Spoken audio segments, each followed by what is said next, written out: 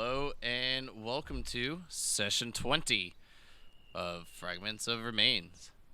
So, quickly, because we did get a bit of a late start, let's run around the table quickly in order and see how everyone's week was. Actually, we'll do it in reverse because of previous lessons learned. Alencia, how was your week? Clue, how was your week? My week, I guess it's been all right, man. I'm not sick anymore. Good. Feel a lot Good. better. So, and I go back to work, actual in the office at work tomorrow. I've worked for the last 2 days from home via laptop, but that's been a pain, man. Using my little finger there on the keyboard and because the only like mouse I have is like a Razer mouse, and I can't install the software on a city laptop without getting with ITS and crap to do it. So yeah, it's been painful working off a little bitty screen, but other than that, it's been great.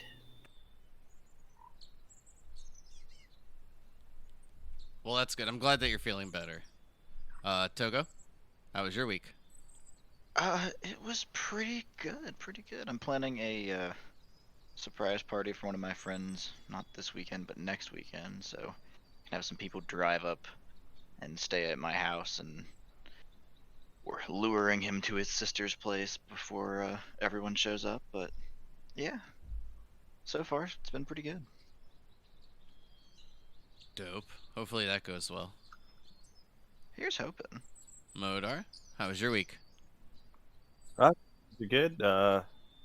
Back into the warmer weather now, so that's nice.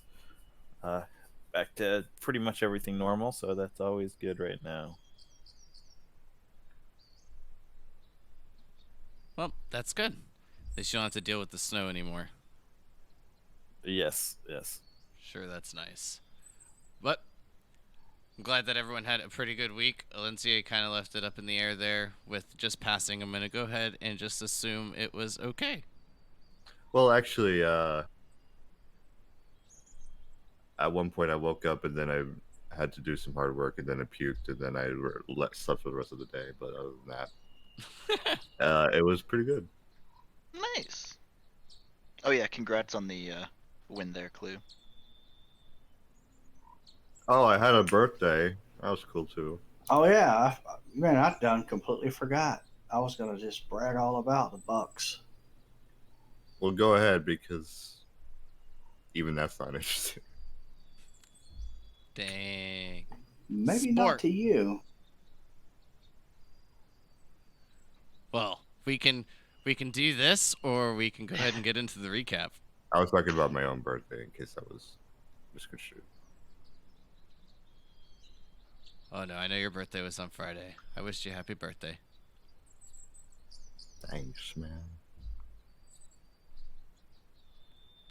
All right, so I'll open up the floor for the recap then. Not that much to go over, but the floor is yours. We rested for a long time. I jumped through the portal hole tubes.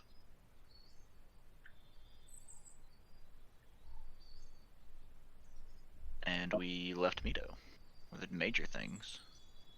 Yes, and I did talk with the leaders at the Wheat Civet, and they agreed that they would be able to remove the pendants if we could do something to benefit the city and prove ourselves to the city. And then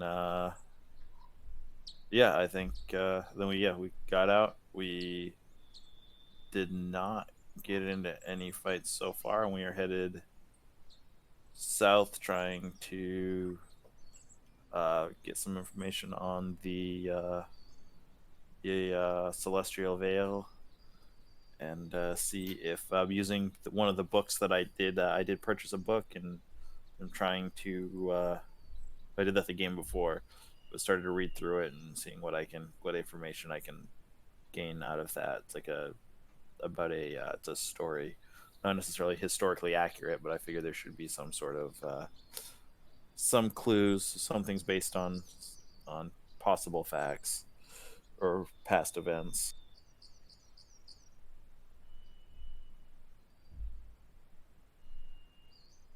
Mm-hmm.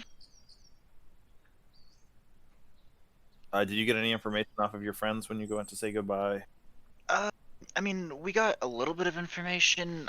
That might have been the session before, but basically that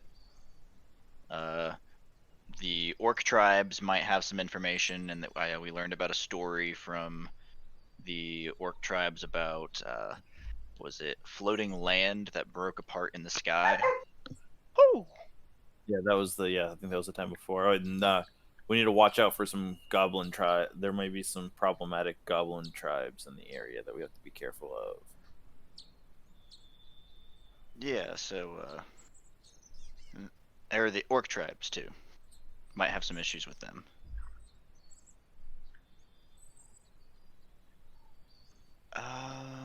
Yeah, I mean, and then I tried to jump into one of the tubes. I went jewelry shopping. both true. Yes. Sanashi getting her head stuck, and Alencia spending a nice amount of gold on, I believe it was a necklace, earrings, the brooch, and then was attempted to be gifted the obsidian ring, but then you kind of paid for most of that anyways. Yeah, it's how you.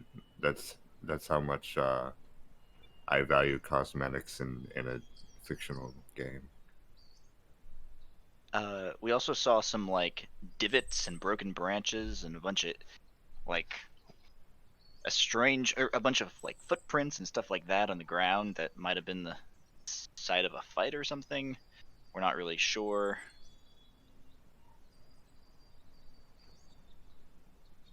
But we couldn't figure it out and we moved on.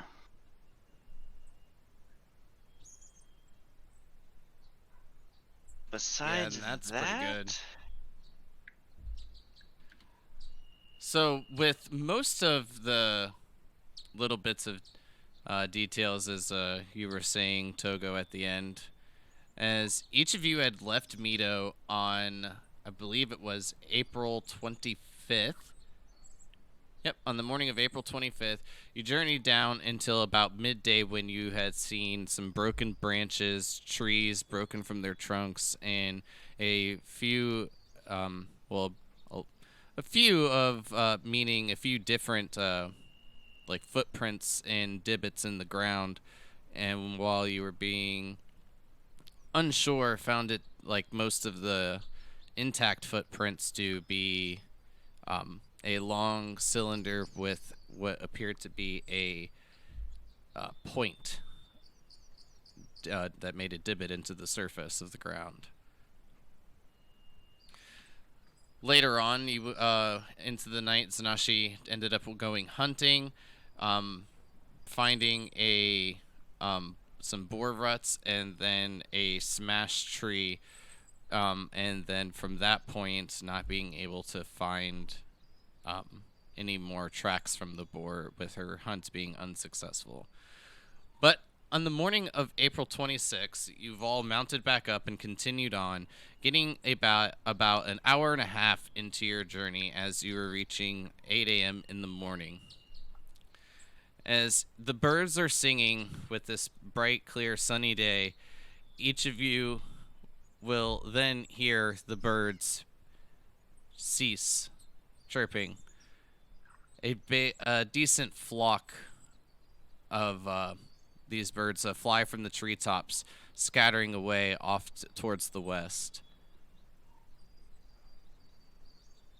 What is your marching order? I'm in the front. That would leave me second. I'm assuming I'm probably either behind or next to Modor. Let's say behind. Yeah, Modor would be the middle.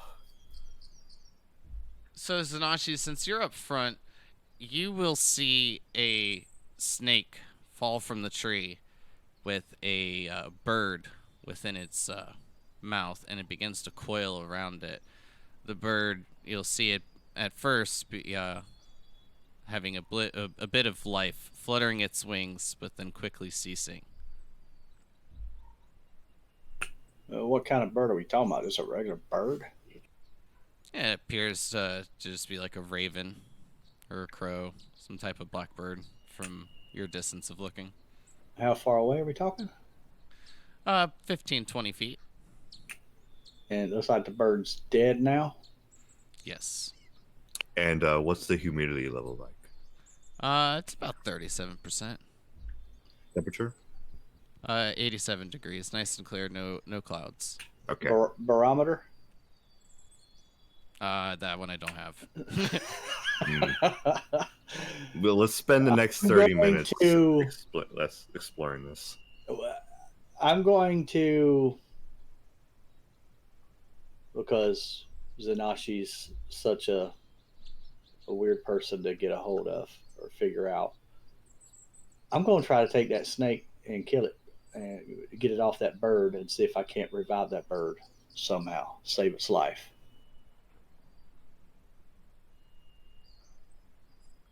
Okay, so you're gonna get off your moose and make your way over?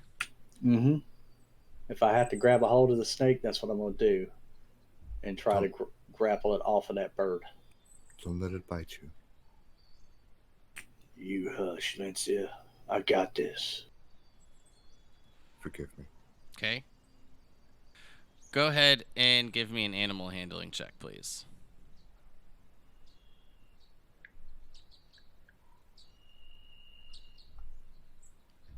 So you grab the snake right behind its head in order to prevent being bit, and as like you kind of pinch down on the jaws, you unhinge it from the bird.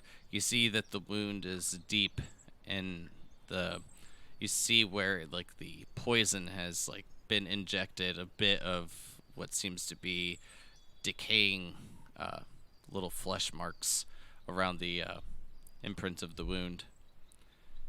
But you do end up uncoiling the snake and removing it from the bird. How big a snake is it? Just a regular, like, 4-foot snake or something like that? No, it is maybe just a foot, maybe foot and a half. It's not very big, tiny. I'm going to do my speak with animals. I know damn snake ain't gonna be able to understand me, or I ain't gonna be able to understand it, but whatever. So give me a perception check, please.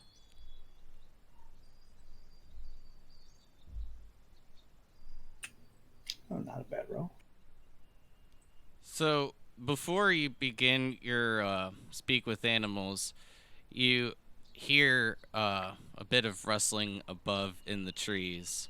So you look up, you spot not one, but more than a dozen more snakes above. And as you are looking up, the snakes begin to fall. Some falling right upon you, others falling right at your feet. And at this point, I start screaming. can Where did you get bit? each of you roll me initiative?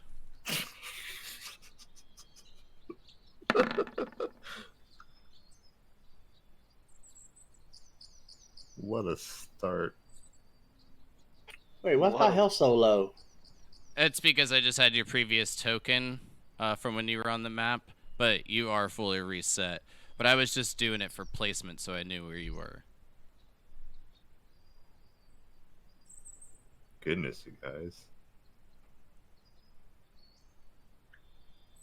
Alright, so let me... I didn't Agrigus target my turns. token. I forgot.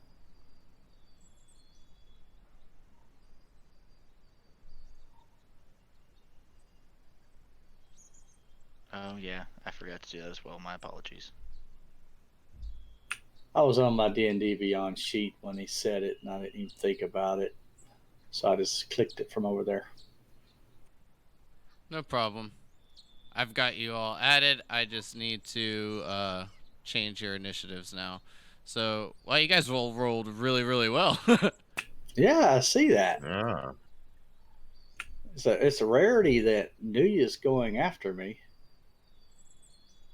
It is rare.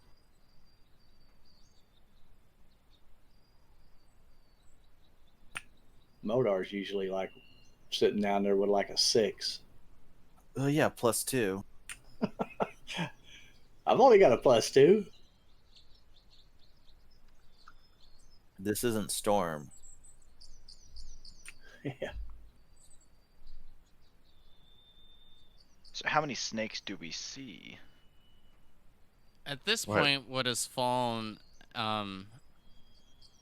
what you can see has been more than a dozen. Why did it have to be snakes? I'm tired of these motherfucking snakes in this motherfucking road. Snakes on a plane.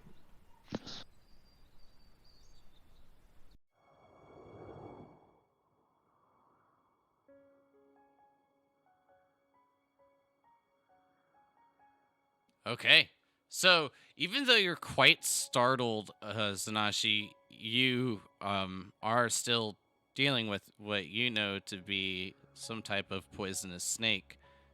And while you are handling the one in your hands with care, the other ones have fallen on you. Again, surrounding you, meaning to just fall and move towards your feet. But we begin with you at the top of the turn order. Okay. So it's Forgot to roll basically my is. shot. I'm going to assume it's a swarm of snakes. Is what you're basically getting at. We just have one token on the map. Yes.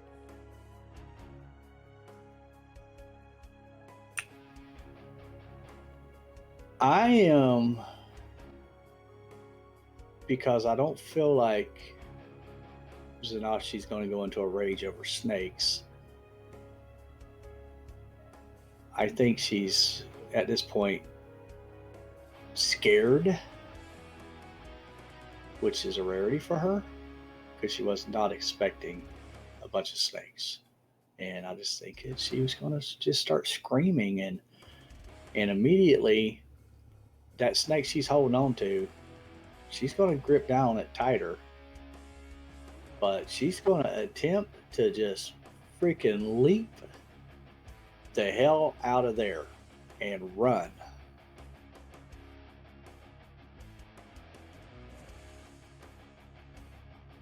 Okay, so you just like disengaging? Yeah, that's what we'll say. I'm disengaging and I am running as far as I can get, and I'm gonna scream the whole way because I'm literally afraid of. I'm not afraid of one snake, but when you got a bunch of snakes, I'm fucking scared.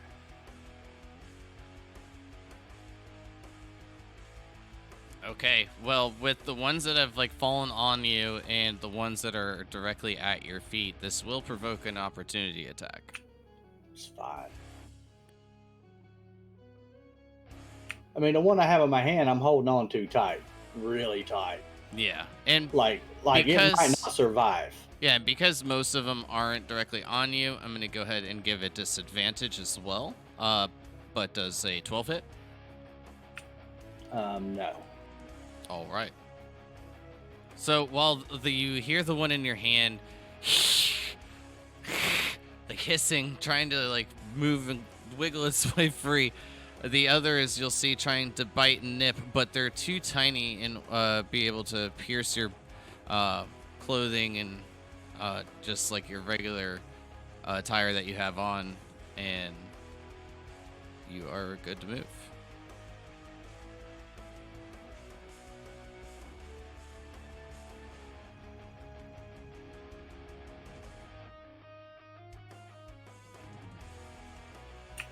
And as I get around my horse or my moose, I'm looking at Alencia And Lencia sees fear in my eyes for the first time. Lencia, save me! Save me! And that's going to be the end of my turn.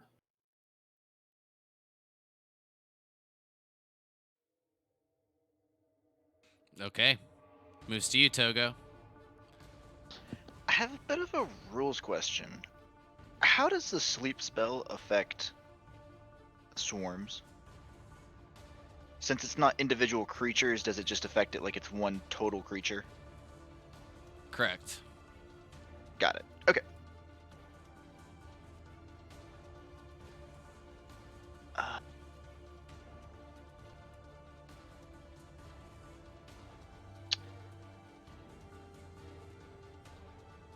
Then I am just going to mock the snakes. Absolutely viciously. Alright. Oh shoot, my D&D Beyond just shut down for a second. I'm just going to cast Vicious Mockery, and I'm going to stay on my horse where I'm at. Okay, that is a wisdom save, correct? Yes, I believe. Is a 15. The save is a 15.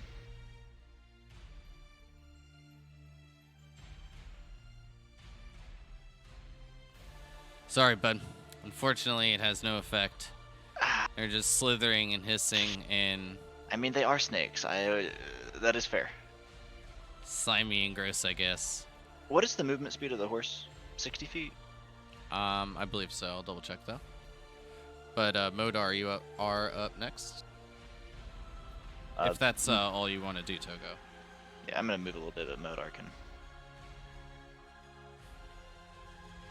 go. Yeah, you guys have riding horses at 60.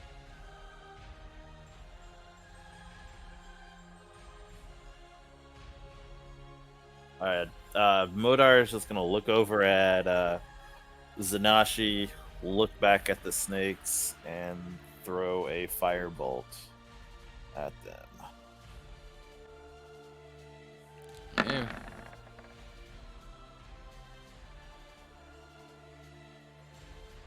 A 14 will hit.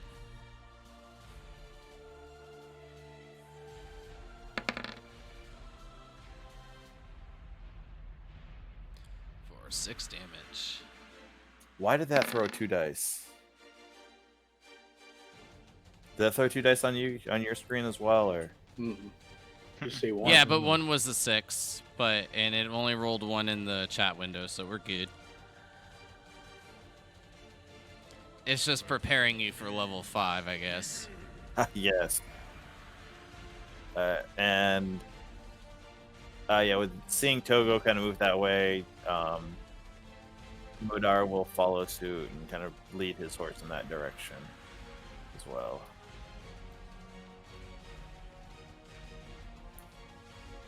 And that will be the end of my turn. All right. So as each of you move your horses off towards the western direction, moving away from the snakes after taking a few attacks at them, from the tree just to your south, Togo, you will see 2 lizards, both holding javelins. One makes its way out and takes aim at you.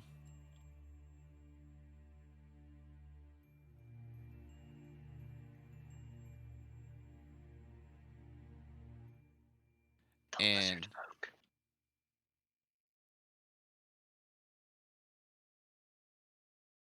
does a whopping 12 hit you?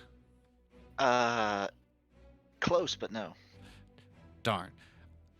So as he chucks his javelin towards you, it soars wide. Your horse kind of rears back just a little bit. The front hooves coming off the ground just like a foot, maybe foot and a half at most. Modar, you see the javelin soar past you. Your horse takes like just a reactionary like slight step forward, but other than that, the javelin goes wide. Bring us to you, Valencia? Valencia will obviously see the distress and just monk leap off the horse and pulls out her sword. I assume she has like the snake like outstretched in her hands right now.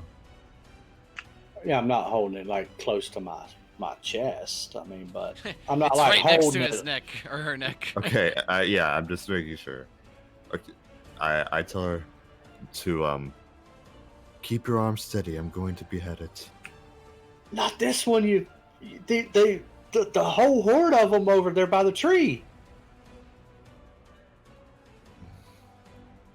She I- wants to keep it as a pet. I try to take a quick glance around any like bite marks on her or any sort of damage. I think if you're looking for like bite marks with how tiny these are, that's gonna take a bit of time. I'll say that would require your action. Okay. But at a quick glance, you don't see anything. But like I said, they're tiny, so you know that you would definitely need to look into it further. She looks around at the various threats around her and realizes that once the snakes are dead, she probably would calm down and be fit for protecting the rest of us. So she nods and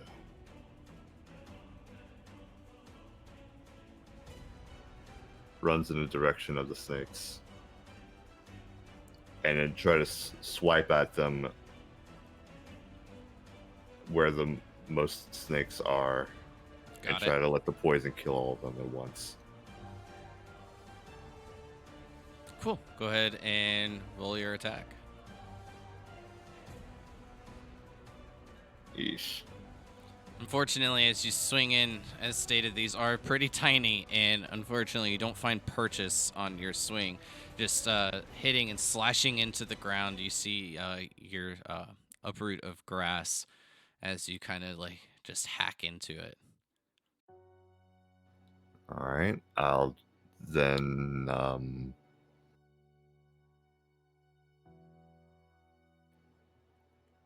bonus action.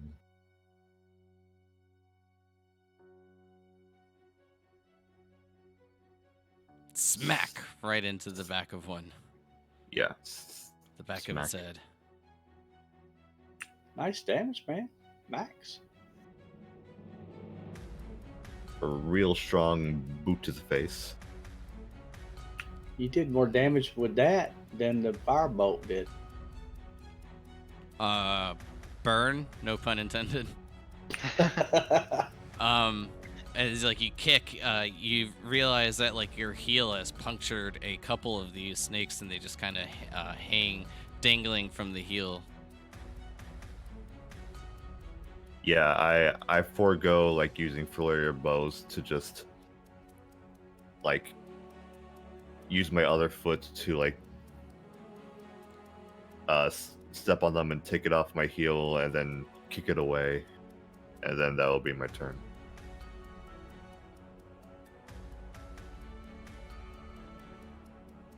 Okay.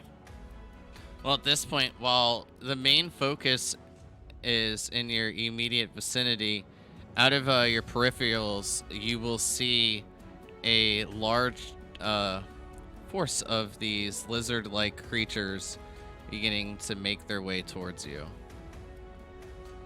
Oh, give me a break. So we're seeing more than. Oh yeah, we were seeing more than those two. Golly, it's a lot.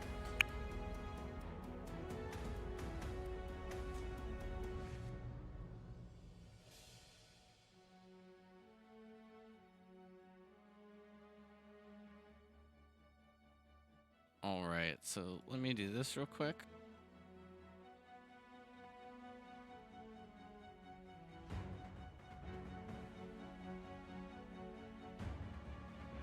All right, so this one right here, running from behind the tree, comes up wielding a javelin and will hurl it at you, Alencia. All right. For a 16 to hit. That'll miss. A javelin just falling right next to some of the snakes that are beginning to slither around some of its dead friends and your feet. As it pierces the ground, it finds no purchase on you, and we'll move on.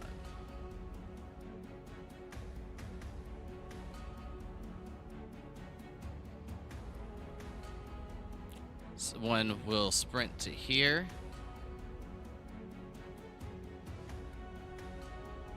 And since all of them are pretty much, well, most of them will be out of range, what I'll do is begin to just move them all forward, and I'll name the attacks if it gets there. But other than that, we will be moving back at the top of the turn order with Yuzanashi when we get there.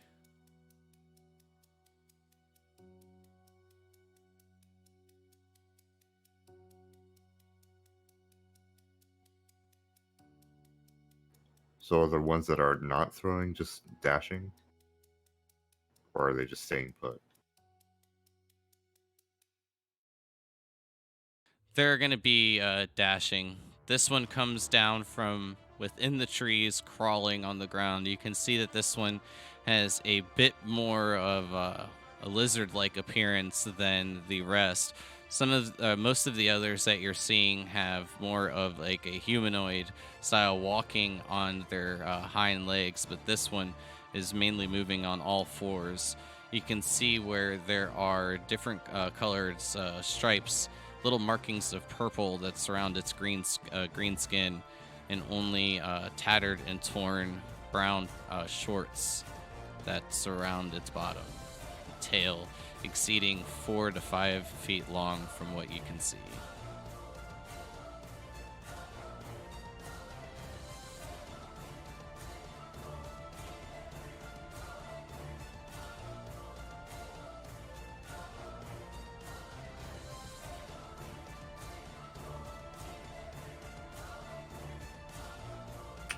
Are they making any sound as they're running up like that?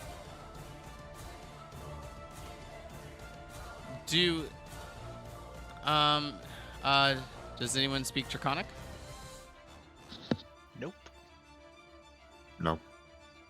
I don't think so. Let me double check. Nope. I sure don't. I'm not the brightest person.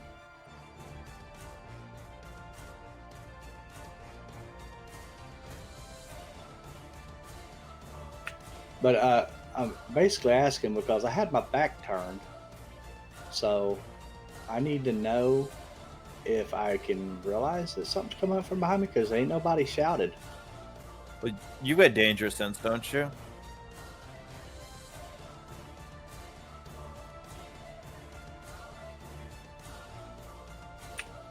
I mean, yeah, but it's not going to tell me that there's something. You also behind would me. have seen the javelins thrown at me and or at me, most likely. Unless you want a perception check that, but like, that I can see that possibly, but the ones that's coming up So- directly behind me now, I mean, do I know they're there?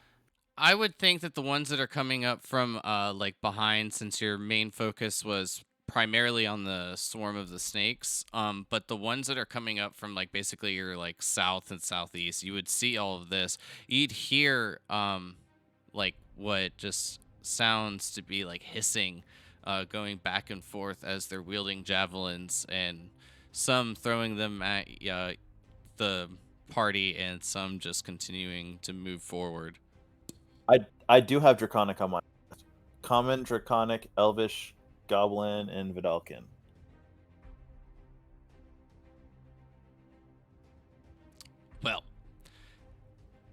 Well, give me a perception check. Since this is like a heat of a battle, I'll see like what exactly you can pick up from them communicating back and forth. Nice roll. Nice roll. You'll hear like a slight bit of like indistinct chatter as you catch bits and parts of this being, "That's her! Get them!" And then you hear the voice from the one that what looked a bit different, crawling on the all fours, and saying, "We just need their heads. Make sure that you just slay them as quickly as possible. Hurry before the druids get here."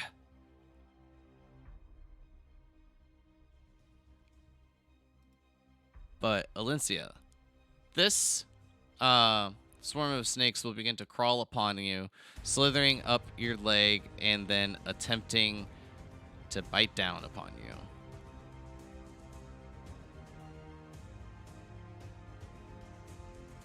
And that's another 12. Miss.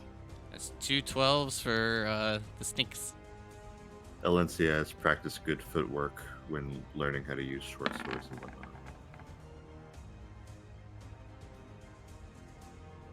And learning to dance. She has not. Well, okay, she has. Yeah, you're right. I was about to say, you learned to dance a little bit. Dance with the serpent. Togo, don't be mad at me. Are you gonna attack Bill Lorenzo?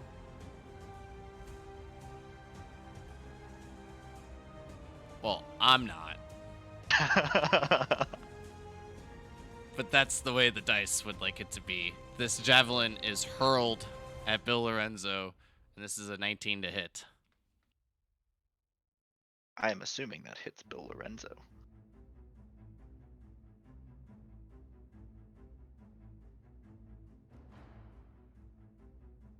And it will deal 7 damage.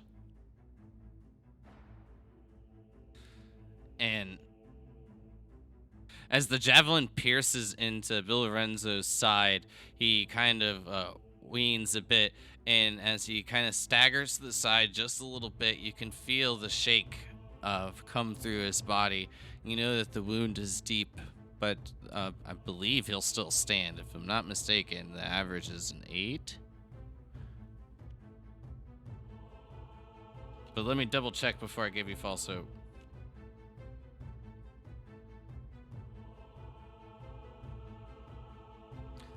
The average is 13. So you should be okay.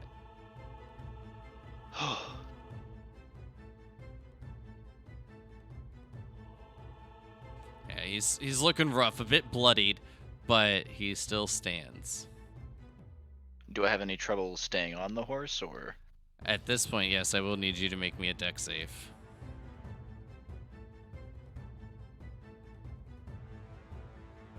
I was gonna say, can it be acrobatics, but they're the same thing. I'm proficient in both. So you're able to stay on, and you see this one moving towards you, and then it begins unsheathing a mace and a spiked shield.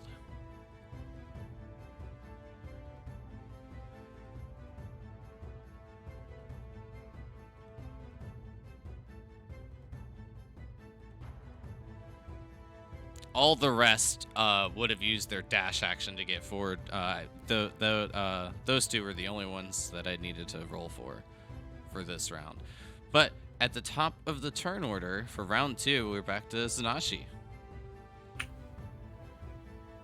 I mean, with this mini moving up, I'm going to assume I would hear this. They're very close. And I see the ones closing in on Togo. So I glance back over that direction that they're coming from behind that tree, and then I spot more. So I immediately turn around and I see even more. And I start getting angry. But before I go into a rage, I do move 10 foot to here. And the snake that I'm holding, I'm going to toss it on the one that's diagonal to my south west, toss it towards him, and then I'm going to fully start foaming at the mouth and raging as I run over to try to protect Valencia. Do you have any thrown weapons on you? Like I have hand axes, javelins, anything of that nature? javelin. Can you go ahead and roll that for me, please?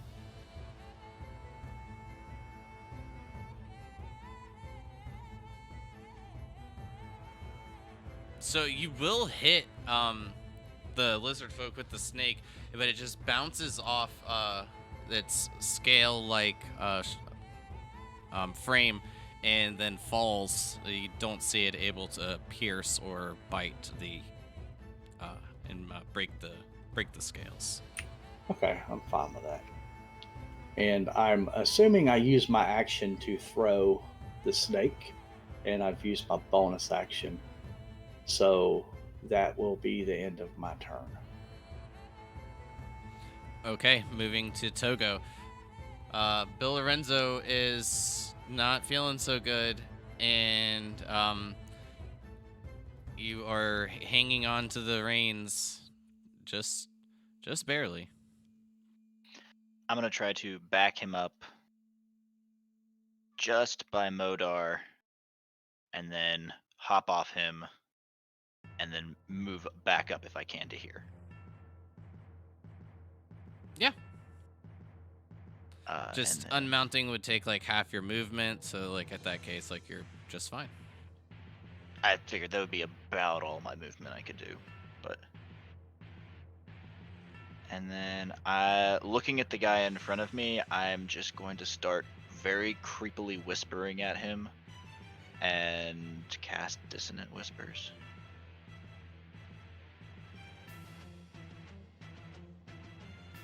It's a 19 on the dice. Oof, he takes half damage. All right. And he does not run.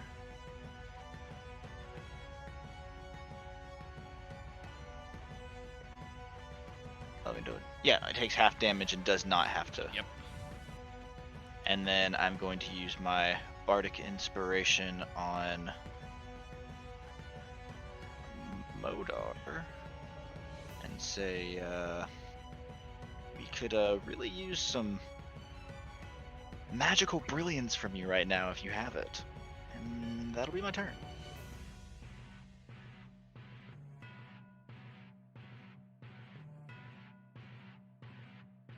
All right.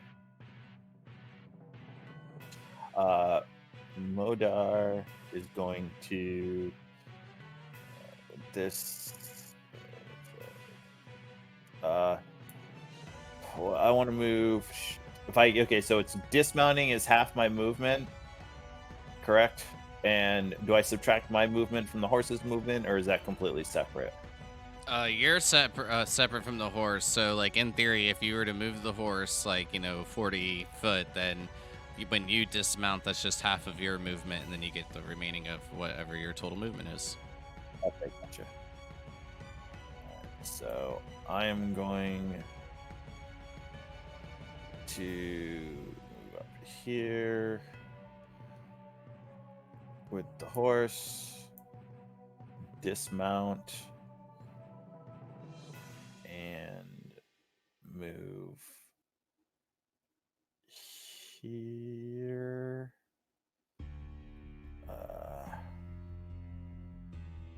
Yes, I move here and cast Burning Hands. I want to catch these two guys with Burning Hands. I should be able to do that. Yeah, quite easily. Yeah. I don't want to hit. Yeah, I don't want to hit him, but I want to hit both of these guys with Burning Hands. And as I do this, I'm going to look at them, and in Draconic, I'm going to tell them, I hope what they're paying you is worth it. And He'll just hear back in Draconic like, huh? As you unleash the flames from your hands, and from the going from the one closest to you and then down is an 8 and then a 2, so both failing. So go ahead and roll me your damage.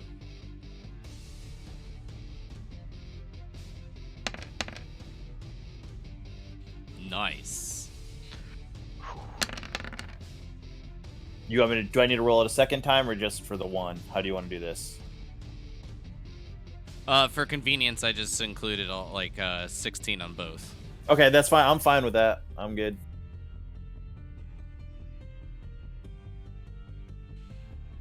But it does deal a good amount.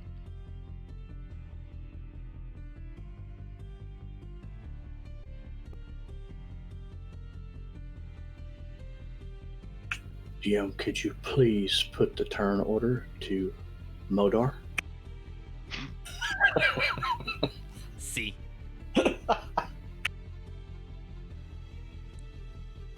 All right, Modar, is that it for you, bud? Yeah, that's my turn. So as you unleash this plethora of fire from your hands, they'll try to use their shields in order to block it, but while it encases them, burning them, so you'll hear them just yell out in a fit of pain. And I'm gonna make some checks for them. Okay. So you see the one in front of you begin to cower in fear, but the one furthest from you will begin to make his way forward.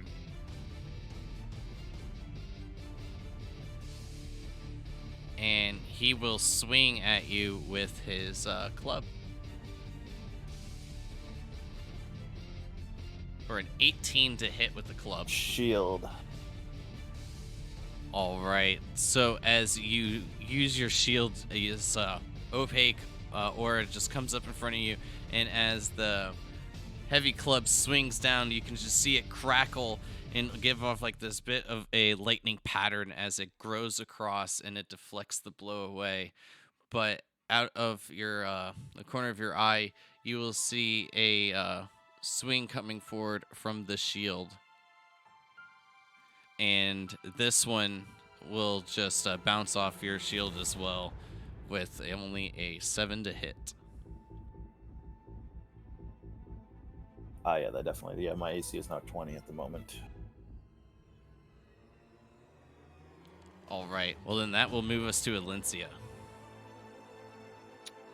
Alencia will realizes that getting poisoned would be very troublesome in the middle of a fight, so she's going to continue to swing at the snakes. Just hold on a little bit longer, Alencia, and I'll protect you. The 14 will hit. Kill the snakes first, please. 14 damage. Nice damage, man.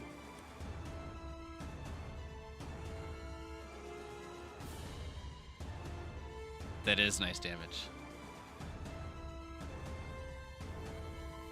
Just want to make sure I'm selecting the right one, so...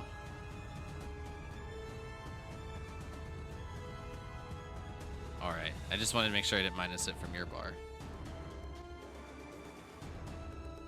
But as you swing down, you'll slice through, cutting nearly all of them as the rest begin to scatter away, trying to make their way into the roots and burrow themselves beneath the tree to the east. And you just have a bit of snake heads and little tiny bodies scattered about you at this point. Some of them pierced from your heel. And then I move, knowing that some of them have ranged weapons, I'm going to move to the trunk of this tree and hide behind it.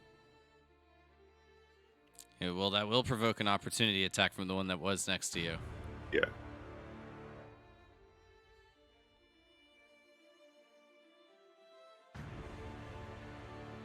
Ooh, but a natural 1 as it pierces the javelin, or thrusts the javelin towards you in an attempt to pierce you, and unfortunately not finding purchase. And using 2-weapon fighting, she will point the crossbow at what appears to be the leader from her instincts and fire. This will have no ability modifier. Oh wait, only for the damage, right? Right. For Great Weapon Master, you No, no, said? for weapon fighting. When you take the attack action and attack with a light melee weapon, you can use a bonus action to attack with a different light melee weapon. Oh, for frick's sake. Well, I just moved for no reason. That's so dumb. Can't believe it. Hey, never mind. I'm coming back. Actually, no. I'm gonna go straight for the leader and use flurry of blows on him. All right. Let's go ahead and mark down that point, and then give me your rolls.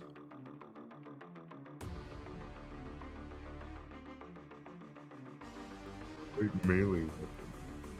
Fuck off. I'm so pissed off. And unfortunately, both attempts unable to find its target. As you swing, and it just like lifts up one of its claws and making its way, just like perching up on its like 3 legs, and then just like arcing back onto its back to dodging the second attack. All right, we're doing this now. That's a turn.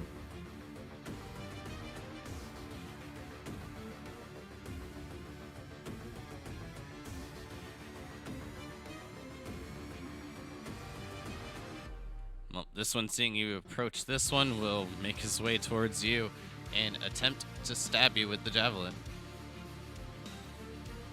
This is for a natural 20. Of course, yeah.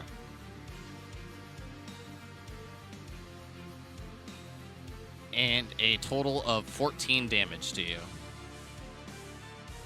Sure. And then with the follow-up of the spiked shield, thrusting that towards you, but with the javelin stuck, getting like a bit jammed up with the thrust and unable to even find its way anywhere near you while it attempts to pierce you with its shield. 2 stuck between my ribs. That's so unfortunate. I feel so bad for him.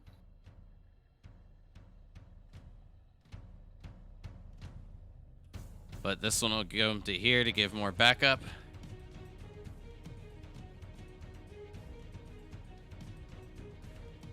With the thrust with the javelin is a 19 to hit. That hits. This one is for 5 damage. The spike shield attack for an 18. That hits. For 4 damage. So as you get pierced with the javelin, taking the 5 damage from that, you will take the 4 more piercing damage, from the spike shield.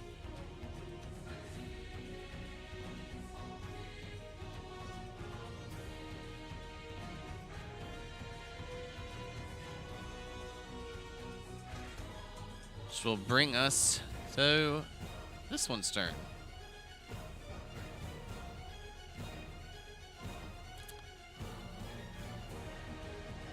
And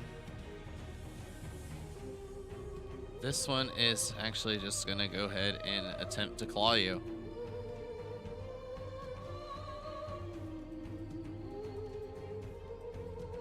Slashing forward for a 16.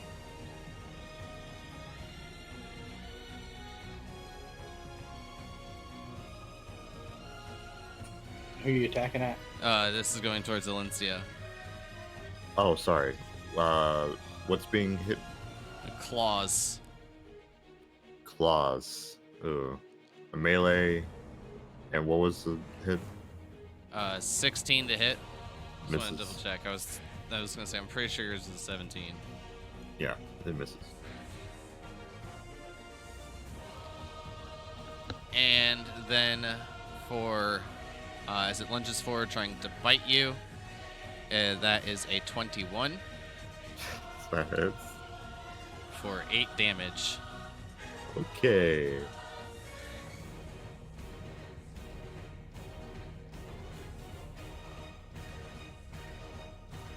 Which will then bring us to this one near, just to your southwest, Zanashi.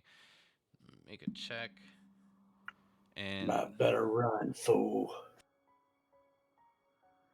as it Did kind you- of just like blinks at you, you see it pull back, thrusting the javelin not towards you, but towards your moose. And this It is. blinks at me like, is it trying to come on to me or something? Oh, yeah. And it is a 13 to hit the moose.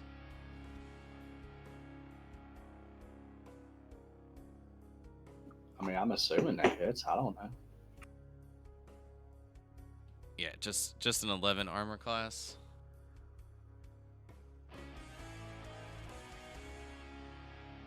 Will deal 5 damage. And then as it pulls out its heavy club, will begin to make its way towards you and swing the club. This is for a 12 to hit you, Zanashi. That's a miss.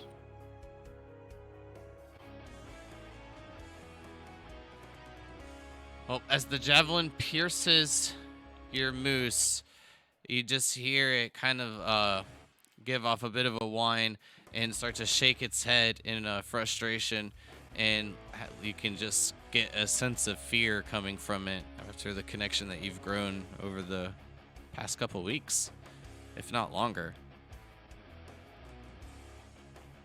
But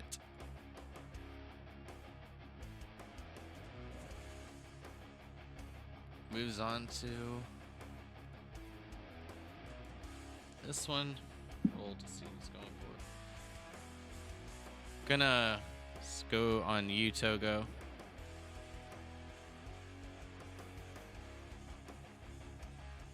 And it will rinse and repeat the same as most of the others have done.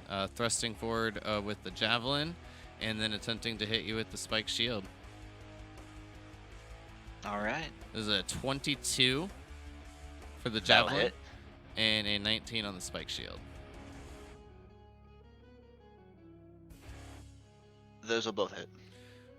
For a total with both of them for 10 damage.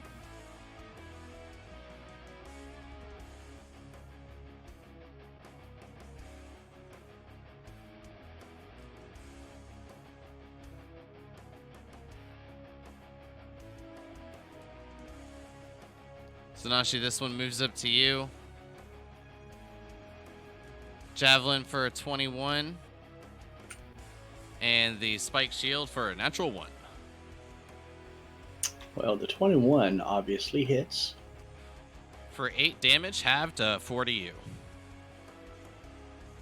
As it pierces into you, you flex a bit, and you can see the javelin kind of like bend, and you can hear like the splints and breaks from this very poorly made weapon. You'll pay for that. This one near you, Modar, to your southeast, with having the fear in his eyes, will attempt to turn and flee.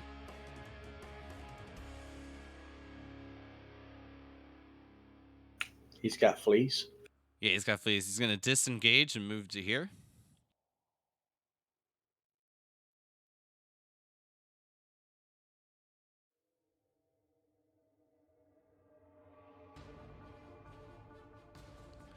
Okay, it was showing up as double tokens for me for some reason. And I'm assuming we don't get an attack of opportunity on him. No, he's just going to disengage. Got it. This one to your southeast, right there, is going to make his attacks at you, Zanashi, for a 22 with the club and a 17 for the shield. They both hit.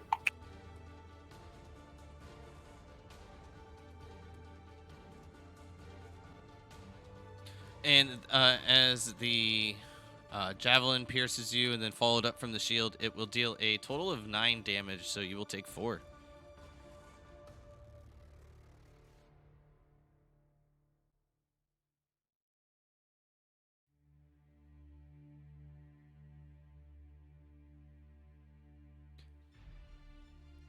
Actually, let me make a check for this one, because he just saw what happened. Okay. Let me move him back. He is going to throw his javelin, but you can see that he's quite shaken, especially after seeing one of his comrades flee from this flame that you had just produced, Modar. And as he hurls it, you can see the wobbliness in the javelin as it makes its way towards you. And that will be a 6 to hit. Yeah, that definitely doesn't even come close. Are you sure? I don't even need shield for that one. And then he'll begin to make his way forward.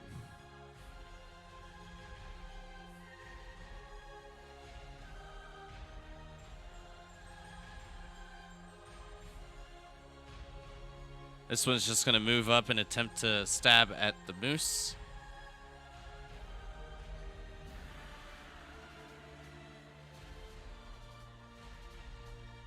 Leave my moose alone. The 9 will miss the moose, but the 20 from the shield will hit, dealing 3 more damage to the moose.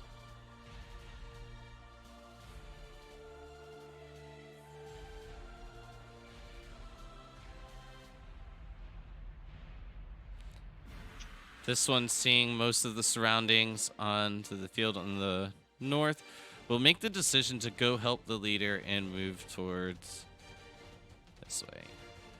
Towards you, Alencia. Oh, fuck. That's at advantage, isn't it? Holy shit, dude. How much life you got left? 2 HP. Well, even at advantage, rolled a 1 and a 2 on the dice. Yes! Unfortunately, not as lucky for you on the extra attack. It is a 19 to hit. You have so many enemies with extra attack, and we're not even level 5. How much to hit? That is a true statement. 5 19. damage.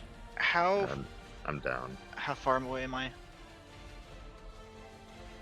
Oh yeah, I'm too far. Never mind. 80 foot, it looked like.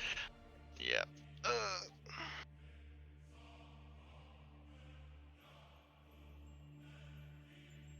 So, with your cries out, Sanashi, from an attempts to protect Alencia does move forward, and it proves to be a unfortunate mistake as she becomes surrounded by the enemies, all of them slashing and stabbing into her.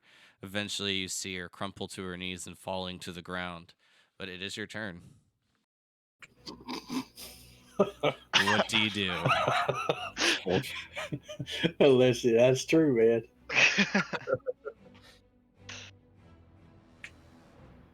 I look at the one to my south, and I tell it, when I'm done with this one to my left, I'm gonna butt fuck your soul. And I turn, and I swing my great axe, my elf mutilator, at the one to my left. Okay, while he's making that attack and I'm doing everything, if somebody in the chat could clip that for me, please, that would be perfect. So the one to your left?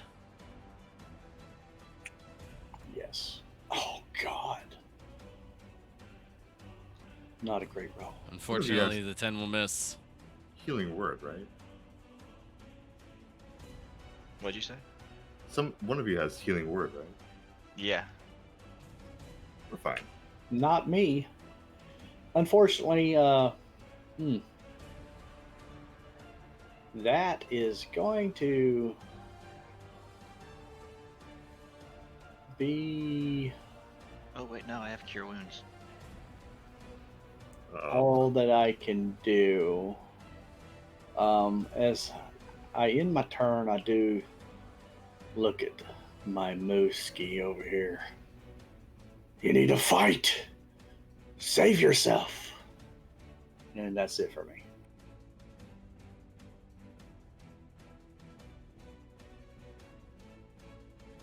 Togo.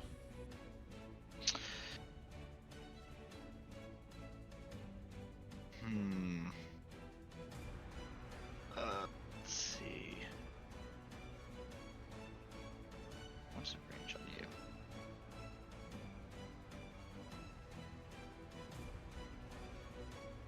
$60 feet.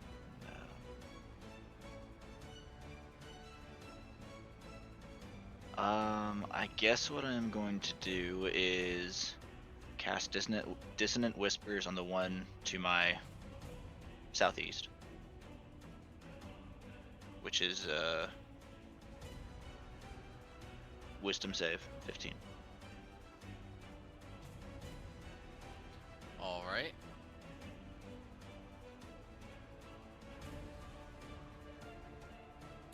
That is a 14 on the dice. So this one will Awesome. fail. And did we decide that I get the reaction on this as well, or no?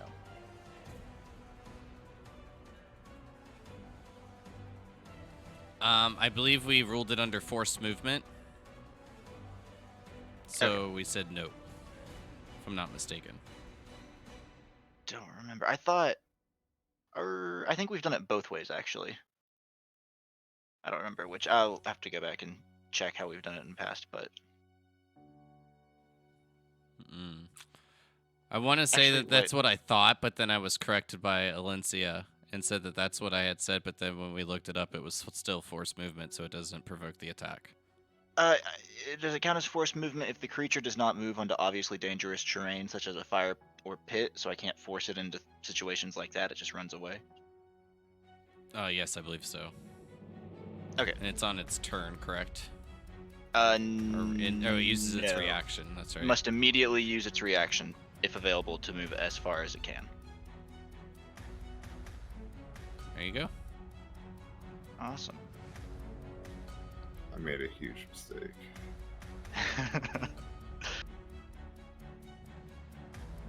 So I can use my reaction because it's not forced movement because it can't go into dangerous terrain. Or no, sorry. I'm going to say no for right now, but I'm going to see if I can find something quickly to give you an answer. And then I'm going to move to...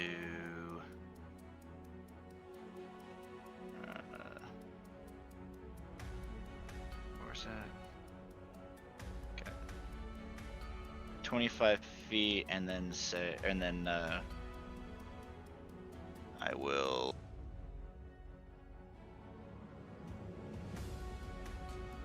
inspire Zanashi with a quick jingle. And just start singing 10,000 fists in the air. So from this just quick article I looked up, and I will just save this. It says that examples of force movement that does provoke opportunity attacks, these spells that apply to this, command, dissonant whispers, and so that would be what you casted. So we'll say for now, yes, but like I said, I'll look more into it and mark this down. So then that way And I'll see if I actually can look. try and find something. Then I will try and use my reaction to stab him and hopefully kill him. I'm assuming the 20 hits then. Yes.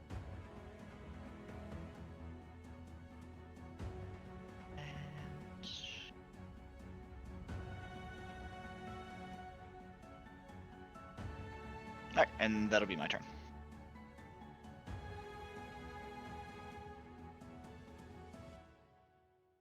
Okay, well, the 8 is actually what you needed to take it down, so as it actually turns from you originally to flee, it will fall. Well, there's one. Which I believe it was about right here. Yeah, something like that. I think there's one to the right, but... yeah. And Alright. I will turn and look to the one right next to me and say, in Draconic, I told you you should run. And I am casting Magic Missile at 2nd level. I'm sending 1 at that guy, Okay. and then 3 at the big guy in front of Valencia if I can see him. Ooh. I've got 120 feet that I can cast at 120 Yeah, feet. I mean, you just have to kind of catch a glimpse, and I mean, with it crouching, I I would say that you don't really see him in particularly, but you see a tail, and you'll notice that most, like all the rest of them, don't have as a long of a tail. Most of them just being like medium in length. This one is extremely long in comparison. All right. Well, if I can't see him, I'll shoot at something else. But I just kind of want to like make this. That's fine. If I can't see that one, I'll fire the other ones at somebody else. I don't care. But then I'll go. Then I'll try to fire the other. That's fine. I can't see him. Then I'll fire the other 3 at this next one to my south. So it's 4 all day. 1 to the guy right in front of me, and The way I look at it is like you can take the chance, but I would say it's like 50-50 if you're even sure what that is. Yeah, okay, that's fine. I wasn't sure exactly what the terrain was and how tall those trees were as far as like how much I could see through it. So that's fine. I'll do the 1 in front of me and then 3 to the other guy right to the south. All right, give me the damage. All right. Wait, did that do? That's just doing 1, right? Yeah. Mm-hmm. Way to roll max damage on 2 of them there, though. See if he can duplicate that. Not bad, though.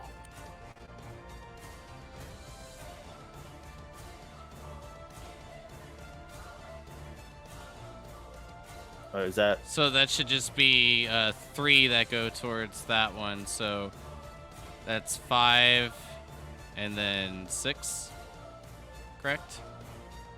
So 11 damage? Yes. Yep. But a 5 towards the first one, and then it's 3, 6, 9 towards the other one.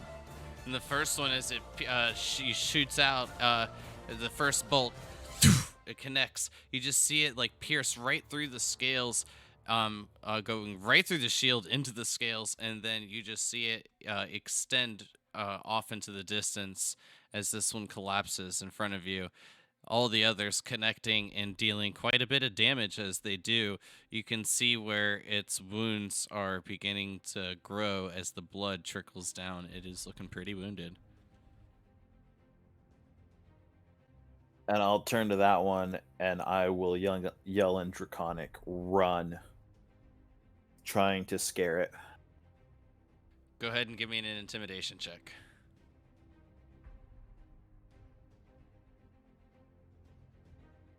At advantage at this point. Yeah, I'll allow it. Just along with the fact that it is pretty terrified, you'll have noticed, like, with the shitty throw that it had, but also, like, the stammering it had made going towards you. That was terrible. That was terrible. But Hey, as you give your, like, war cry out in Draconic for them to run, trying to install fear, you kind of install a tad bit of confidence back into him. Hearing this somewhat of an attempt at intimidation, I glance over towards Modar's way, and I just have this really puzzled look on my face, like a WTF moment. I'm talking in Draconic when I say this, so you yeah, whether you can understand me or not. I can't understand what you're saying, but I mean, whatever you are saying just didn't sound very scary. And that will be my turn. All right. Moves to Alencia. Death saving throw, please. Pass. It's a save. Until they all just beat up on you Yeah. for the entire round. And with the rest of you being unsure of what is being said, other than a communication of hissing and the slithering of tongues as they kind of like batter against their scaly lips and jaws.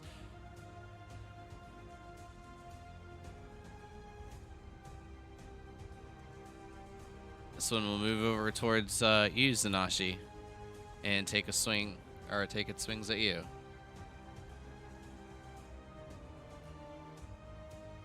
This is for a 19 and a 21. For a total of 7, so halved is 3.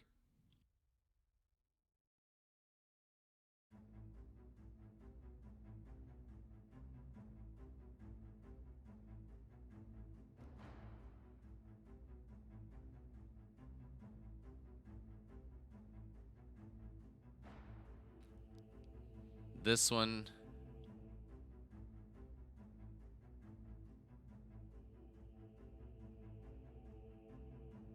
and to pull Alencia over towards the tree.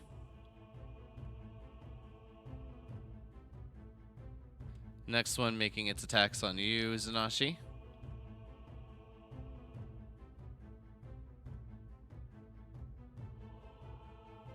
And that is a 8 and then a 12. So both of those miss.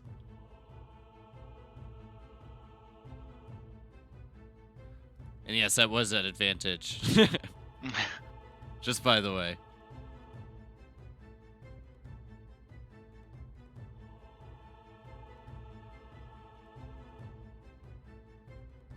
This one doing just the same as the others. And the first one is for a 17, and then the second one is a 12, so I believe just the 17 hits. Yes. I'll deal 8 damage, so halved is 4.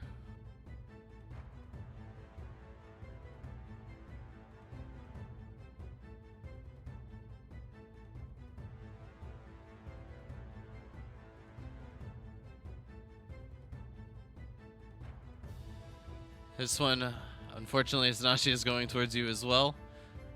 Finding yourself a bit surrounded. Bring it. And that is a natural 1 and then an 11. You all could hit the broadside of a teepee. Yeah, just an elf.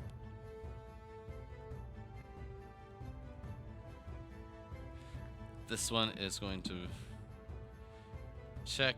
Still in fear.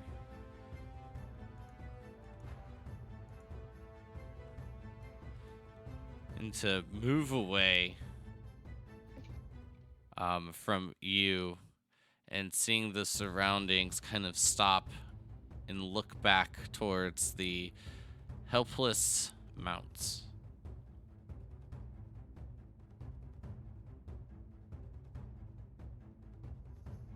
This one remaining going for the mount.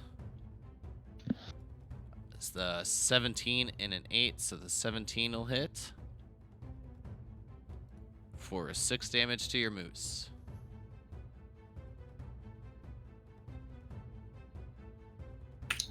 And it is barely holding on. I want to make sure I remember that specific lizard person.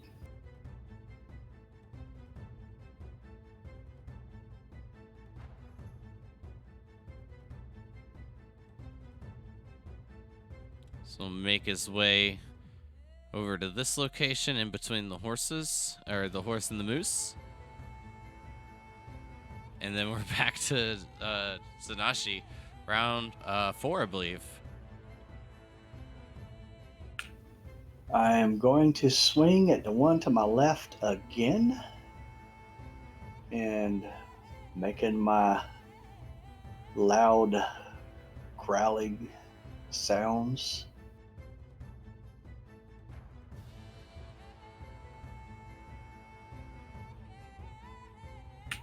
At least that's better than the last time around. 15 hits.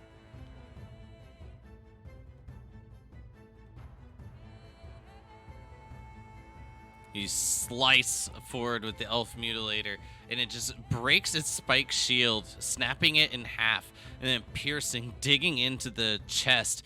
And as you see the blood just kind of spatter out from the cracked scales, you just see it lose the grip on its club as it falls, and then into a pool of blood in the road.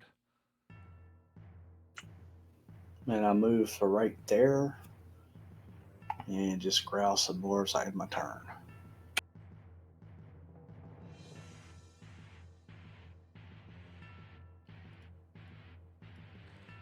He'll actually be on top of an enemy that's still alive.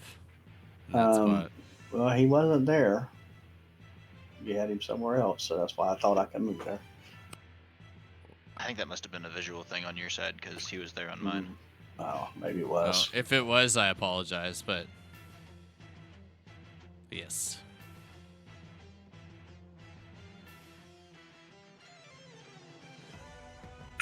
So I guess I just stay where I'm at.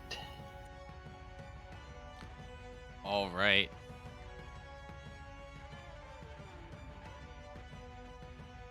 Brings us to you, Togo. How injured is Zanashi looking? I mean, a bit beat up, but you've definitely seen her in much worse conditions. You've definitely seen much worse conditions. I'm currently looking at much worse conditions with Alencia. Yeah, that's what I was mentioning. So what you're saying is that Zanashi could take some punishment and just needs to hit things, right? We won't do that. We will do Fairy Fire, right? Where's it? There.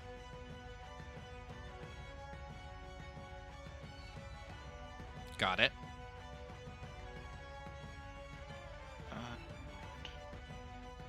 So,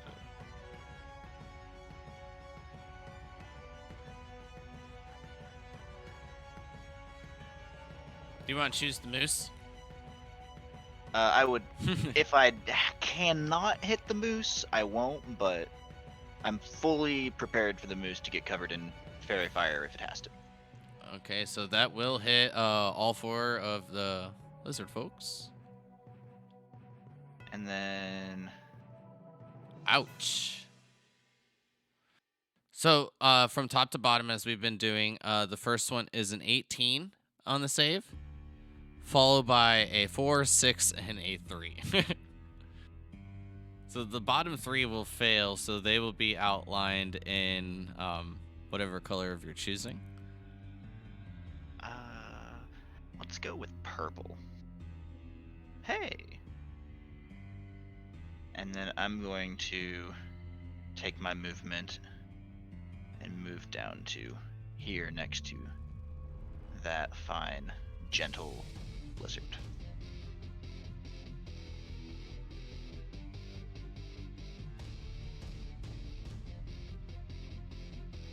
And then that'll be my turn. Alright, I'm assuming that you're avoiding the attacks of opportunity. Yeah. Yes. Since you have plenty of movement, I'm sure. Yeah, it was something like go here and then Yep. up this way or something like that. Just messing with you. Modar. The ones that are dead that lay in front of you are still there. I've just removed them to create like at least a tad bit of less confusion. But I will let you know if like you're going through any that would like create like any issue, any potential issue. I am moving back to get onto my horse. Half my movement to get up onto the horse, and I still get the horse's full movement, correct? Which is 60 feet. Correct.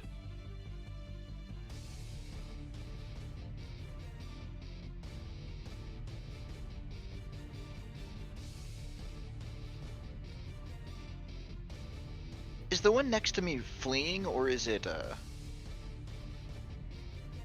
That one, or is it running away? That one's scared as shit from Modar. Even though he had like a shitty roll, this one just is still basically running, so you can, I guess, anticipate what he had, what my roll versus was. Alright, so yeah, I'm looking to move down to probably here, I guess.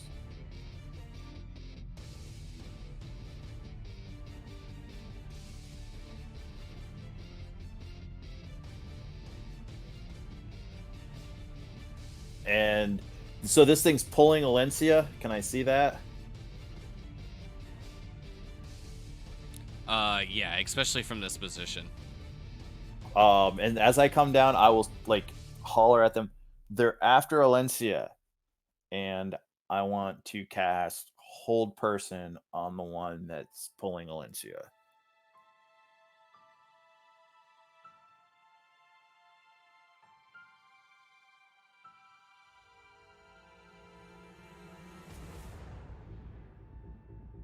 Okay. I believe that is what, a wisdom save? Oh. I just threw it in the thing. Yep.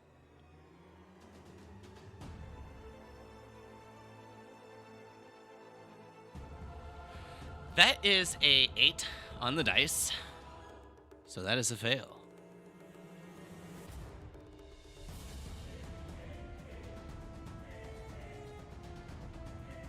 All right. And yeah, and I spoke that in common. They're after Alencia. I hollered. You see me riding down on the horse, hollering. They're after Alencia. And you see me with my staff in hand throw. You've already seen me throw a Hold Person once, so you may have an idea about what I just cast on that creature. And that will be my turn. Valencia, death save, please. So what happens if I get 3 successes? Do I come back at 1? You are unconscious, just stable. Okay. Oh wait, shit! Am I close enough for that? God damn it. No, it's 60 feet. 1 pass, 1 fail for Valencia.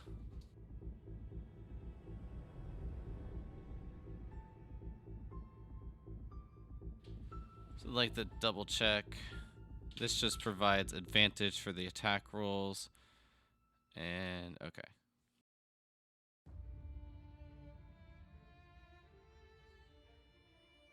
Yeah, Modar, it's 60 feet. So moving, still trying to hit you, Zanashi. The one directly to your right. A 22 and a 7. For 8 damage in total, so you take 4.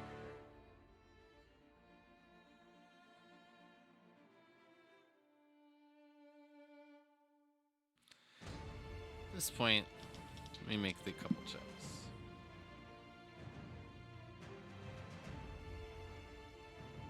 All right.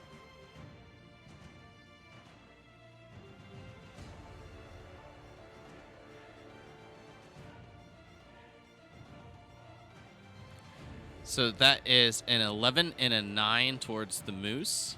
Both of those missing. And with these missing, you'll see the moose put down the rack as like it is the rack of like horns. And as it puts it down, you'll see it kind of like catch the shield and like in the mace, so like entangle it a bit as it doesn't find its connecting with like the head of your moose, Zanashi, and with its basically holding on to its last leg, you see it eventually and finally kick in to battle and start to push back, holding on.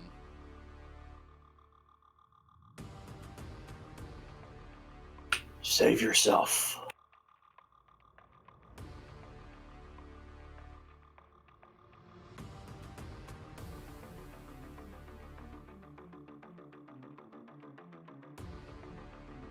What?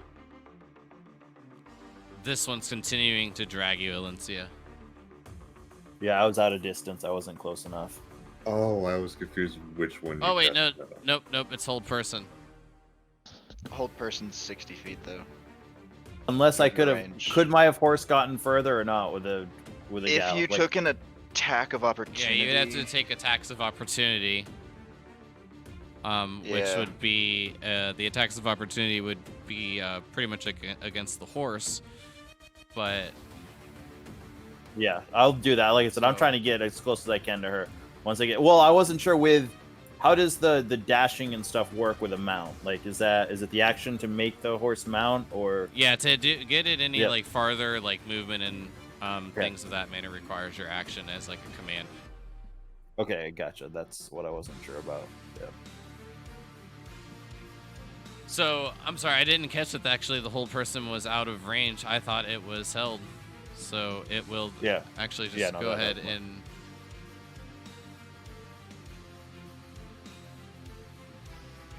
So which one is Moves at being held 15. then? None, it didn't land. Yeah, I wasn't paying attention. Yeah, it was out of range. Oh. I didn't measure it before I cast it, and I did the measuring on the other stuff and didn't realize how much shorter the range was on that one. I was looking at my other spells; they had like 80 and 120 foot of range. Yeah, I just didn't check that one. So this one towards Yuzanashi is a 13 and a 14. They both miss. I need to give him advantage again. This is bullshit.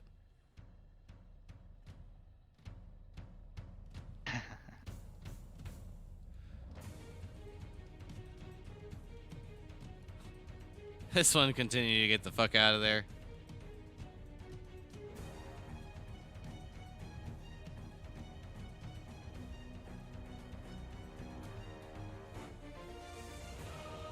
A 21 and a 13, so that's one hit. For 7 damage, you take 3, as you are pierced once again with a spiked shield.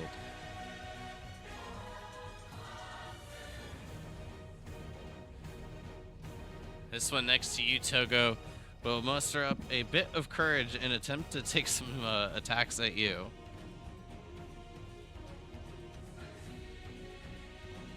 For a 12 Miss. and an 8. Miss. I think the 8 hits though, right? Close, but might want to cutting words it.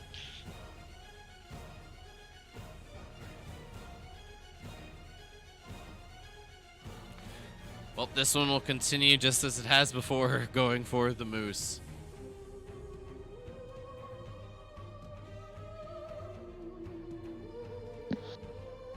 Unfortunately for the moose, a natural 20 and then a 21.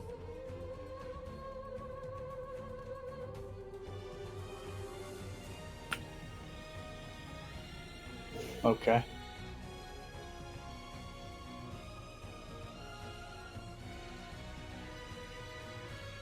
This one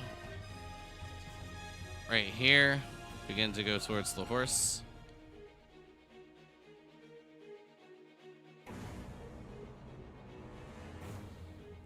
Both of them actually 18s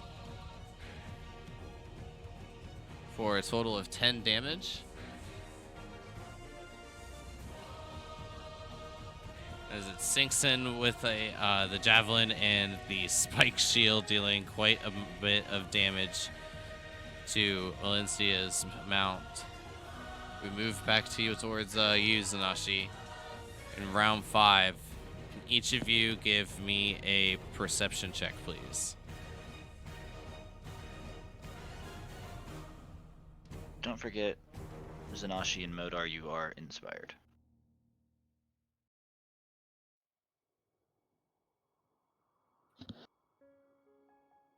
Yeah, no, I used.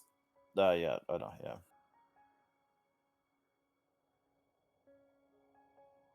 I call that before I roll, don't I? I think it's after you roll, but before you know the results. All right. Okay, yeah, no, yeah, I'll definitely use it. It's a D6 right now. Or Yep. D4. Let me double check. 1d6. Yeah, so 4. Yeah, so that's a 6.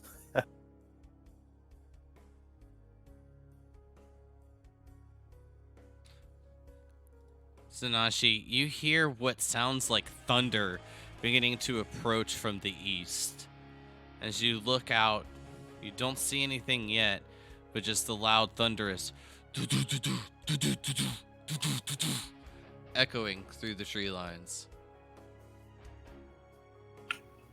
I proceed to swing at the lizard folk to my south.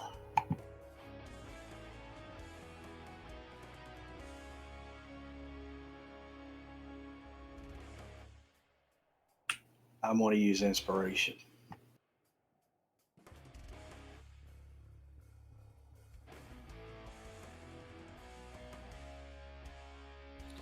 So the one on your south, are you sure? Not the ones with advantage. Huh?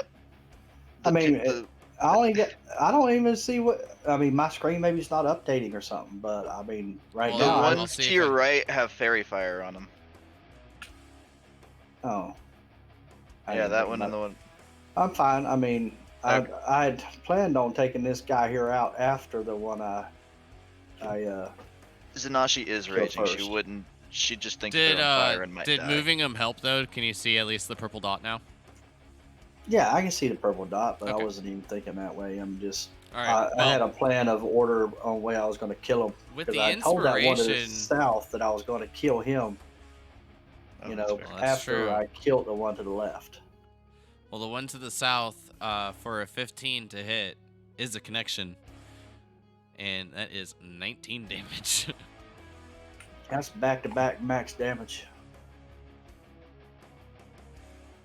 I think we need it. And with Alencia down and seeing Zanashi just in this pit of rage, hacking and slashing through these lizard folk, literally cutting them down one by one with each connection that she makes, beginning to thin the ranks a bit. We move on to Togo, correct? I'm assuming you don't want to move. No, I don't want to move. Togo. So as Zanashi is doing that, Togo is going to scream or yell, looking at her, "Blood and glory!" as he takes a dash action towards Alencia, and Zanashi take another inspiration die. So where's that? So I'm going to take another dash action too. There. And that will be my turn. And I'll probably take an opportunity attack from the one to my left. Indeed. All right. It's a 21 to hit. I'll hit. 4 damage.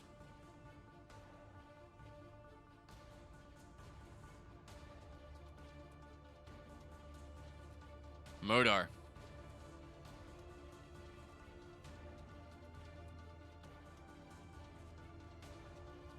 All right, gonna be moving down here.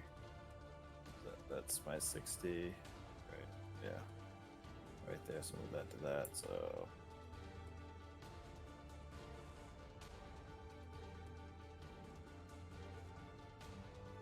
to there, and I'm gonna try the hold person again on this thing here.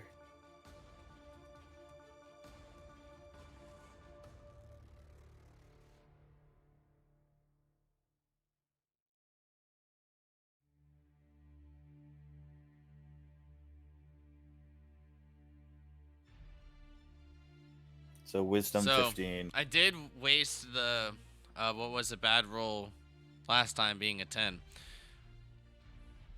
Or so I thought. This roll's pretty shitty. So it fails again. This one connecting because of it being in range. And thank you for catching that and being honest about it. So this, he fails to 5 on the die. All right, and with that, that'll be my turn.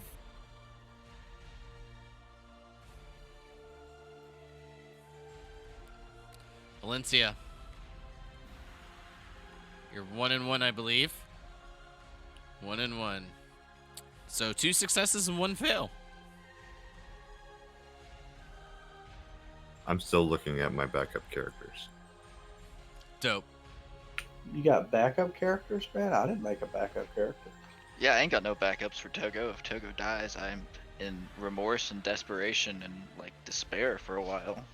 Then I come up with backup characters. Do you tend to die a lot, Alicia? No, I just tend to make a lot of characters. I've never really died before. Oh, Kyle needs to rectify that. Well, it might happen. Rolls a natural 1, he's done.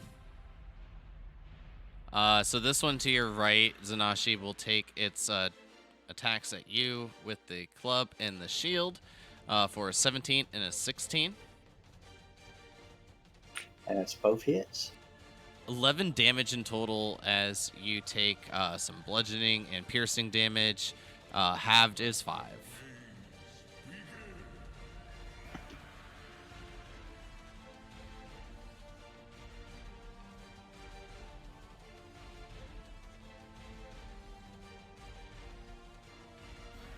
This one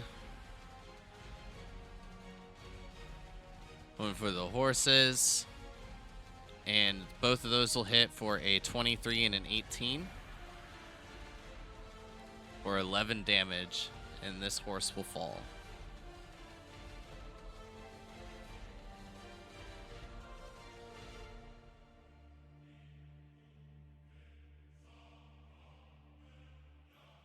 So, this one will do the wisdom save, I believe, at the end of the turn. Yep, at the end of each of its turn.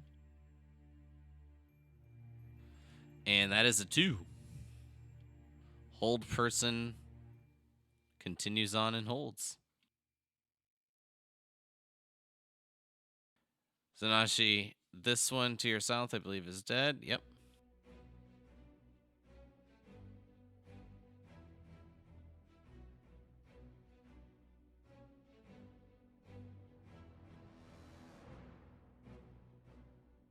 The one all the way to the south, for that's turn, it'll be off the map and beginning to make its way out of sight.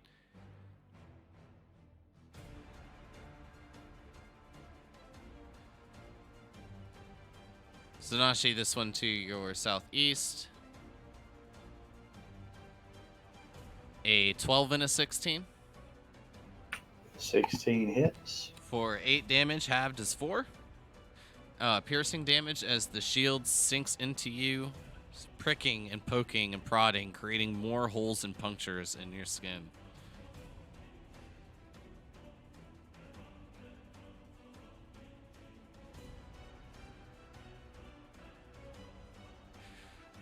Modar, you'll need to give me a perception check. Please and thank you. Perception? Yes.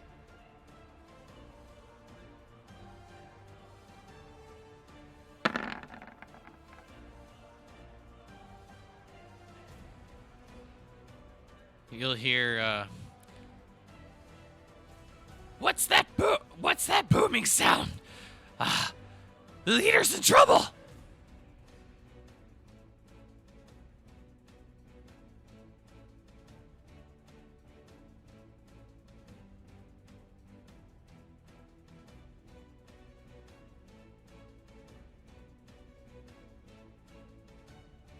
This one, hearing the call, will turn and go towards you, Togo.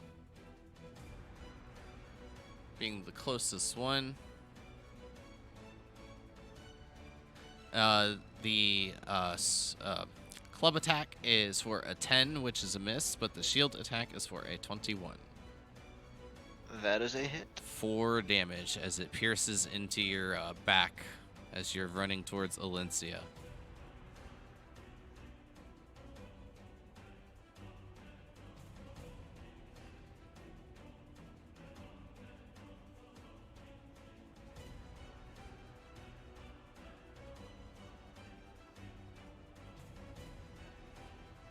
I'm gonna make a check for this one. All right.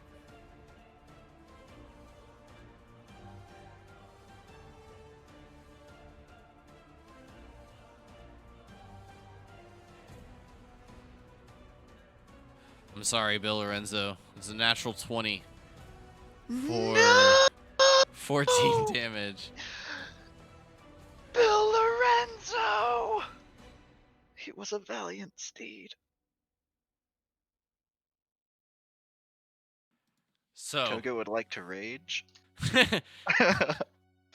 I think at this point, with the back at the top of the turn order, let's go ahead and take our break.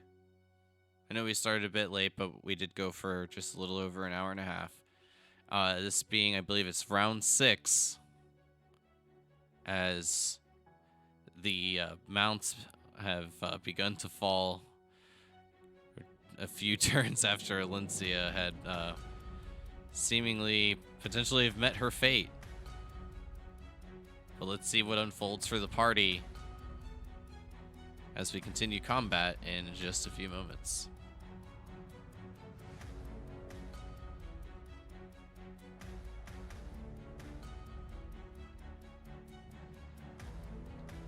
Be right back, 5 or 10 minutes.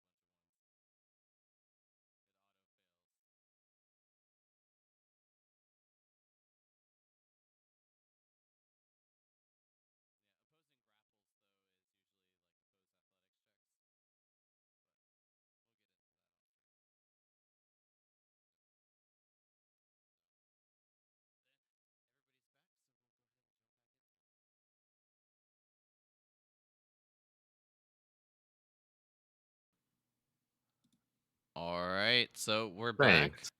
I will get the music back going on as the battle continues.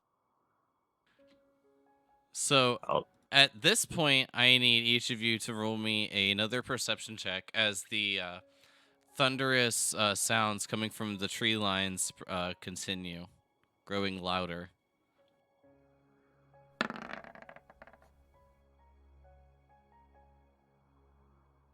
So Togo, down to like the southeast where you saw the lizard folk flee, you begin to see trees bending, some snapping, and then just beginning to like kind of bend as they pop into the air, overturning the trunks, and you see like the roots even from some as they just arc over the tree line.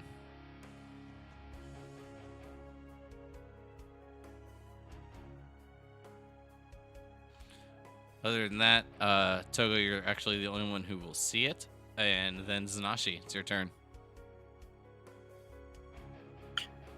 Okay, I'm going to swing my great axe at the one directly to my east, and I'm going to swing it, trying to cut him from his dick to his throat.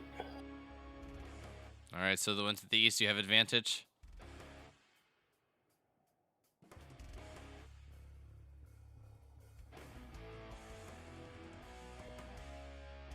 The attack rolls. Will it be a crit? It's not a crit, but I'm going to use my inspiration on that 12. Well, luckily, Togo gave you another one. Oh, Oh, God. unfortunate. The 13 is not enough as it brings the shield up, and the elf mutilator, your axe, gets caught within the spikes as it pierces in, digging in a bit, and you can see the cracks from the shield kind of extend from the initial blow, but it does not snap and break as the previous one had done. I know the feeling. Don't worry. no, it's because he keeps asking for these extra rolls, and he's rolling my good rolls out. I'm out now. I've got to get some fuel and fill them back up. Don't worry. My death will give you more. I need to figure something out so my dice start rolling better. Is that it for your turn, Flip the Zanashi? switch, Clue. Flip the switch. It only works for Fantasy Grounds. Let me see if I can get the switch to work and Togo. roll 20. Hmm.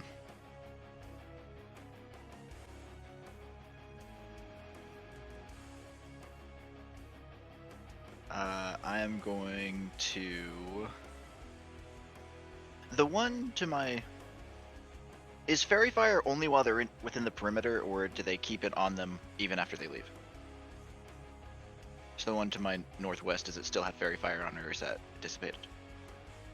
I think they. Only within the area. Okay, I was just making sure But, it's still on there. It says for the duration of the spell, so Yeah, no, so- I think like the yeah. fairy fire is like fire; it follows it around. Like it only Okay, catches what's okay. so inside. yes, it is still lit. But it just has to like be in the initial area, then after that, as long as it's affected, you're good. Got it. I am going to cast a second level Cure Wounds on myself.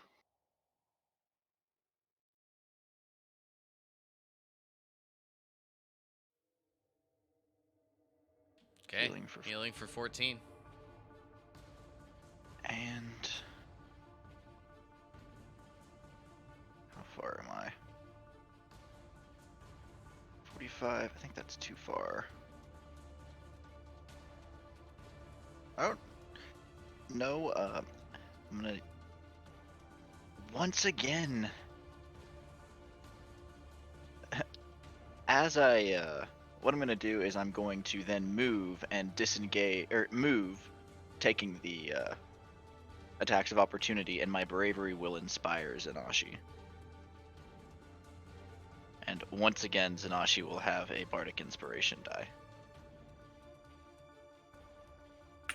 Thank you, Togo.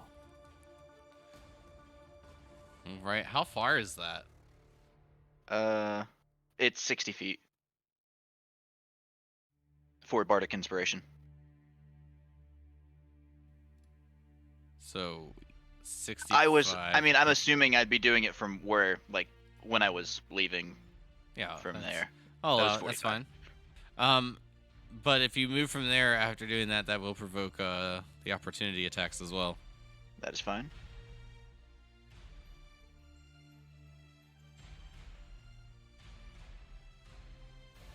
Ooh. A 7 for the one up top, but the one below is a 19.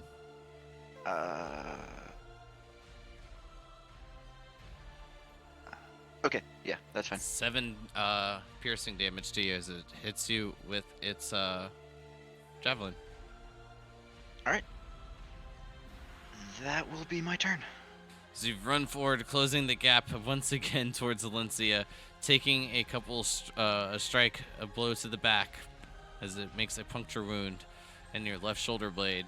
You continue to move forward, finding yourself a bit wounded. Zanashi finding herself a bit bloodied as well. The sounds growing louder as they make their way towards you. Modar, it's your turn. Alright, so 40. And that would be, was a 40, 55 to there. So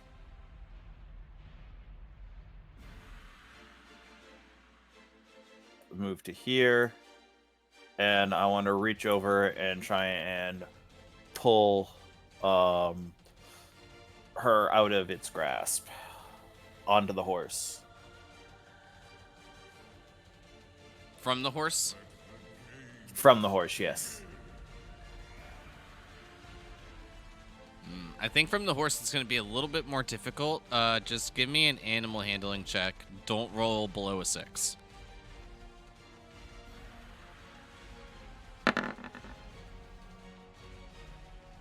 Hey.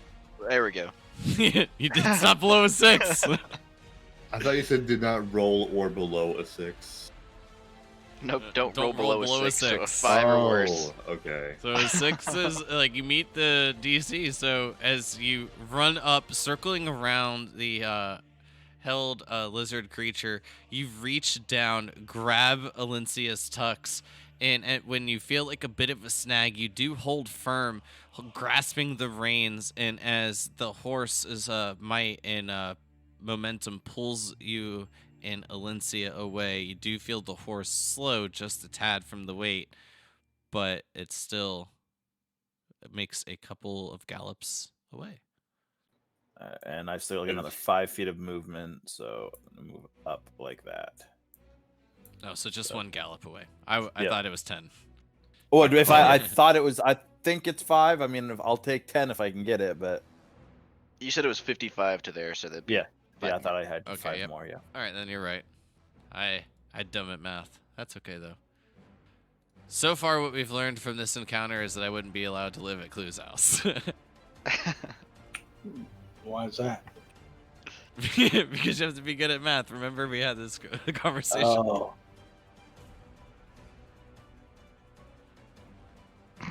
True. And Is that yeah, that's that the end of your is- turn? yeah, that's the end of my turn. Valencia. This is when I Death when save. I win the lottery.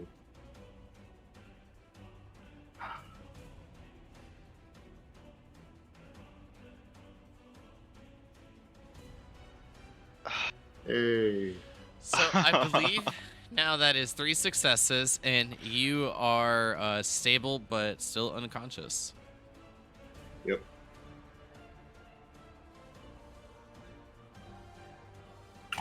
damn, I wanted him to die. I did too. I figured you and Kyle had it worked out. That's what was going to happen tonight.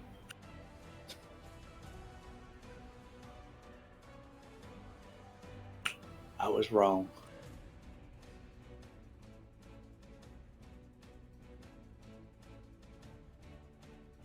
Okay, why do I think that he's got like this character made out to be a martyr, and he's got another one ready that he really wants to play? That's what I was thinking. I was like, you know what? I So- bet you he's tired of playing this character, and No, no, no, no, no. clashes with my character so much that he's like, Kyle, just kill me off this session. And then he started talking about having characters waiting. I'm like, what? Yeah, this No, has gotta be dude. true. No, no, no. I would never joke about that. Come on. I am deadly serious when I mean that I love playing my characters, but I'm also prepared to die. Those are not mutually exclusive. So from the south, you hear the thunderous steps grow louder, and then you just hear a yell. Togo, while you're unable to make it out, Zanashi, you're unable to like really understand it as well. But you do get that just like gut feeling that it is a scream of fear. Modar, you'll be able to understand it as just a like pure scream for help as it just yells help as it soars through the sky and striking one of the lizard folks. And as you look down to your south, a giant ape has appeared. I can understand the ape. No, that was from the lizard folk that had gotten Oh. thrown. Gotcha. Okay. So as the lizard folk connects with this other one, they'll just both splatter from the force, and you'll see them both heads become cracked as a spew of blood showers the one all the way to the north. These two fall to the ground.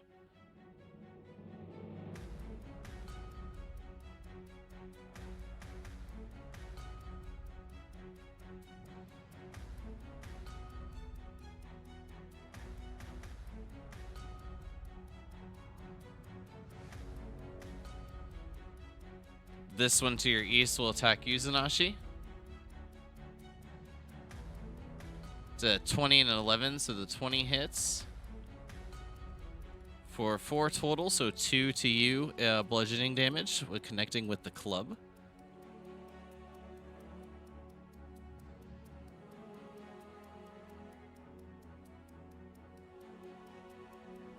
This one will move to behind you. You hear them kind of communicating back and forth, hisses. You can feel the breath, the warm breath coming and spewing from their mouths as you see their daggerish teeth bearing at you as they are poking and bashing you with their shields and clubs.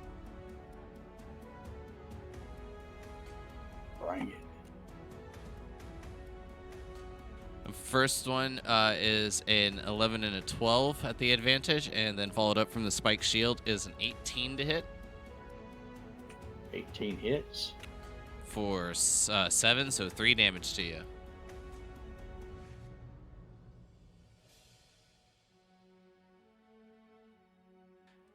And for the saving throw on the leader, that is a natural 20 on the save, but still at the end of its turn. The one to your southeast, Zanashi, will take its attacks at you.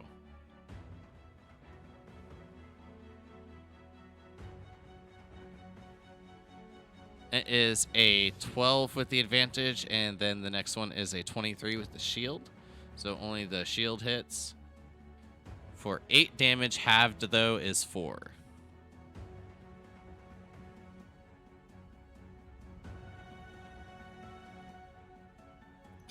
Question: if I'm still unconscious and I'm stable, am I still able to take failed death saves by just being stabbed?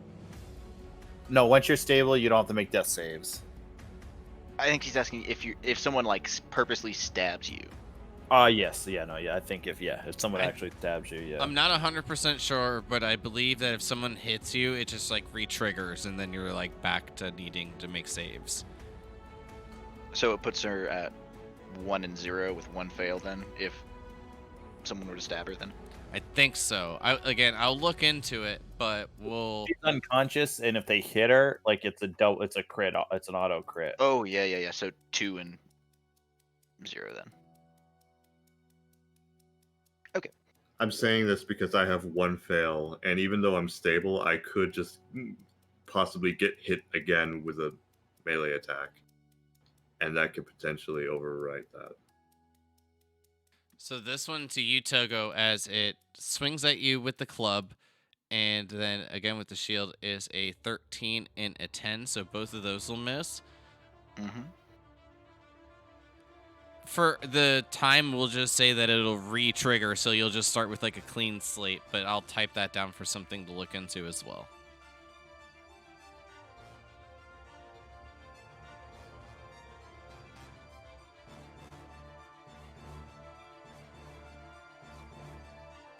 This one will need to dash in order to get over to you, so requiring its action for that. That ends its turn.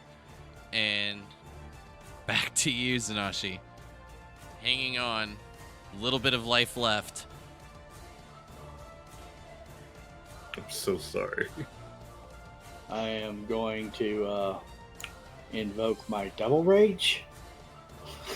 No, I'm just gonna having seen that they tried to come in from behind me,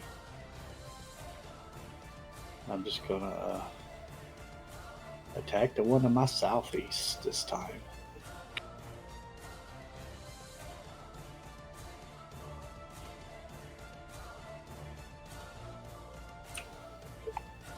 The 20 will hit. Get max damage. That is the third time you've rolled max damage tonight. Yeah. I got the switch turned on for max damage instead of crits. Yes. Fortunately for you, every time you swing, you are decimating these creatures. Every blow that you land will shatter their scales. You'll see them just kind of break in apart as they just fall to the ground almost silently, especially from underneath the yells that they are letting out as you strike them down. This one falls as well.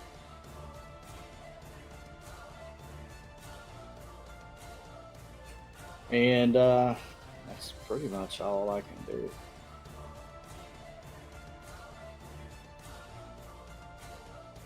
Togo.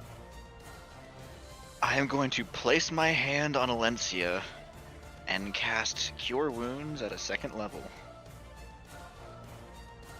I think if she's on the horse, you'd probably have to take a 5-foot step sideways to do it. Yeah, where she currently is. All right, I will But you take whatever step I need to, and then step back into the square. So if that's 10 feet of movement, that's 10 feet of movement. That's fine. I would truly feel bad if everyone but me died. That would be worse than me dying. So I'll take I a would step say here. that it's like somewhere there. Yeah, Can I I- mean, you don't have to take any attacks of But- opportunity or whatever. But yeah, we just Yeah. had things around. I just. But wanted to I will keep on say board. that like it won't require like you to like climb up or anything. From the way Modar has pulled Alencia up, I'm sure her legs are within grasp of She's you. probably like dragging on the Yeah, side it's of the more horse. of like a dragging. She's still like halfway hanging off. She hasn't been fully pulled up and like secured. You know, these turns are only 6 seconds, so.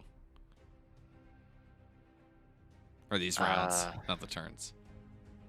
But then Yeah. that is 18 hit points back to you, Alencia.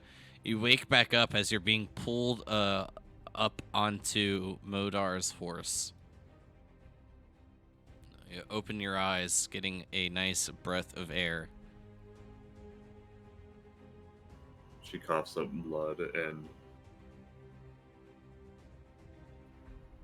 just mumbles to herself, "I'm sorry."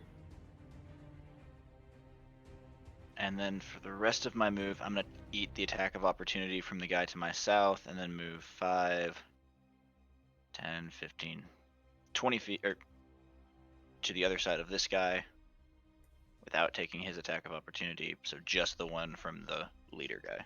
He should be, unless he's not paralyzed anymore. You know, He you don't- rolled a natural 20 on the last Oh, one. he Yeah, did, so okay. he has saved.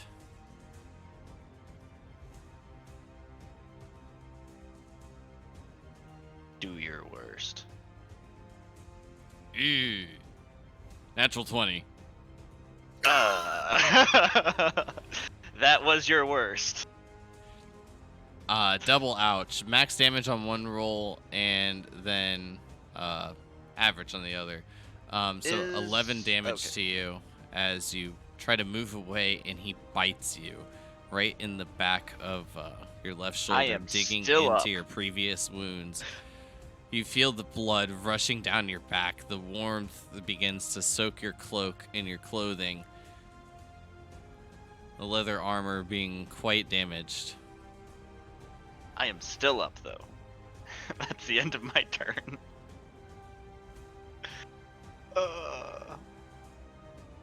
Modar, your turn. All right. Oh yes, Modar. I'm going to move down here on the horse.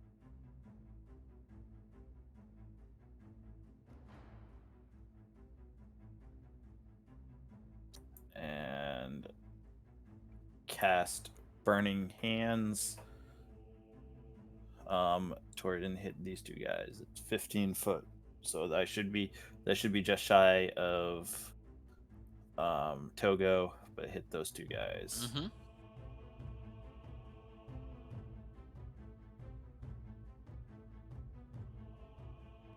A 7 and a 2 from top to bottom, so both fails. Wait, no, not second level. Shit, sorry, the first level. What the hell? Sorry, I was scrolled down. That's my bad. So I feel like it's either take like the first 3, which are your obviously lowest rolls, or the next 3, which is like included in one high. So what I'm gonna say is just re-roll 3d6.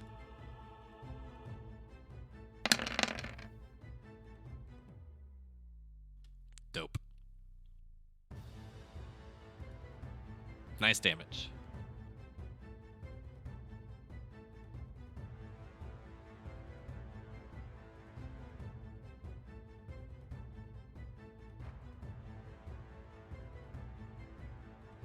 And that will be my turn.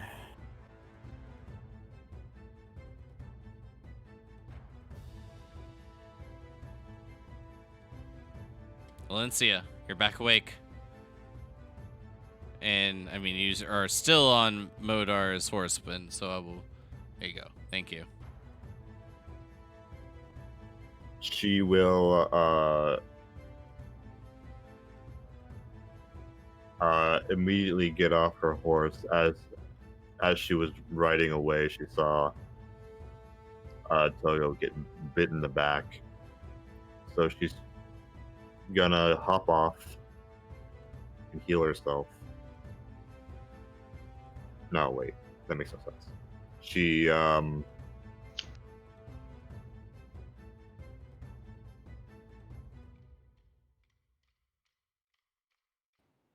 She steps in the way and heals Togo,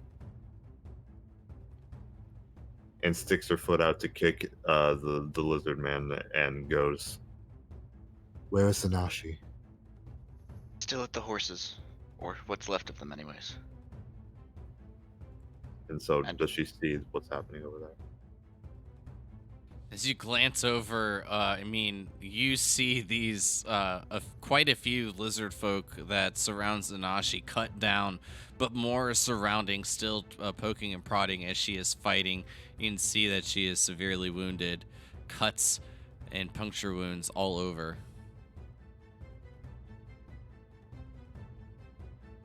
Oh no.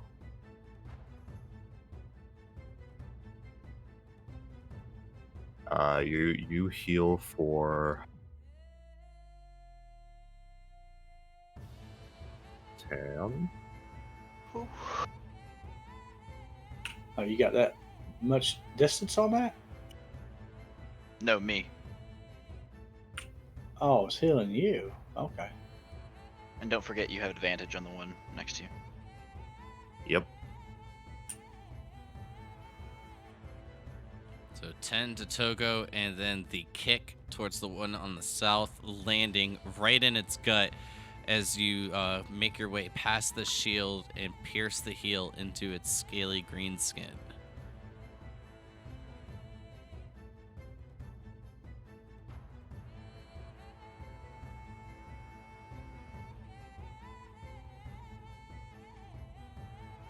Unfortunately, I can't really There you go. flurry of blows that because I haven't hit with my weapon.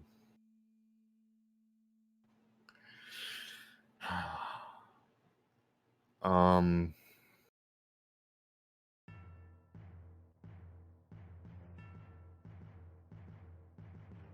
Can I trust you to take these out while I go help Sanashi? You'll go help yourself.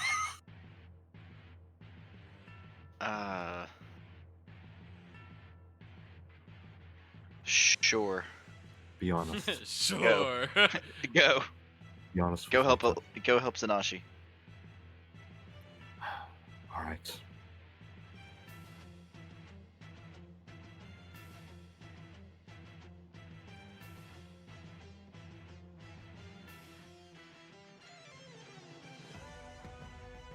That'll be it.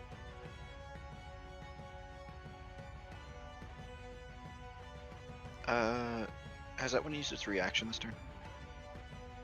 No, so it will get an opportunity attack because only the one to your the leader that, as you had all deemed him, was the one that got the attack on you.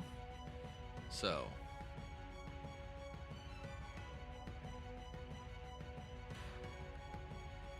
a 10.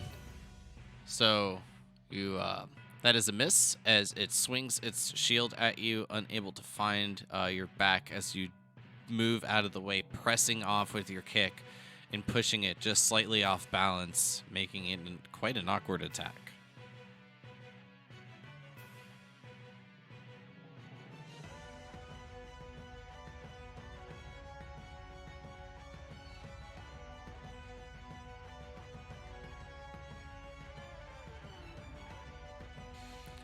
As this moves up towards you, Modar, you will see it just like stand back on its legs, beating against its chest.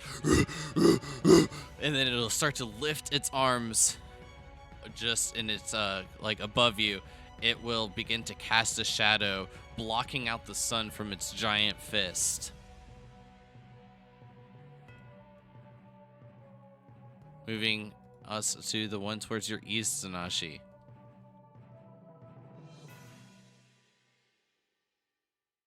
A 14 and a 21. So the 21 will strike you with the shield for 4 damage. I believe that's probably like the 100th time that's feels like that's happened. So 2 total towards you.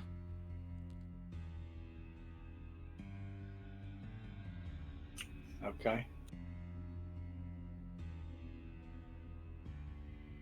So the one towards your northwest is a 10 with the advantage. Actually, it's not even an advantage. So I will just take the first rolls, which are both natural 5s. So both those will miss you as it strikes towards you with the club and then with the shield, unable to strike you, while your body, anticipating a bit of a dodge, has just become a bit still with the amount of wounds you have sustained. Is this ape on fire? Is that what's going on? No, just the sun's behind his back. Oh, okay. All right. It would be cool as fuck, though.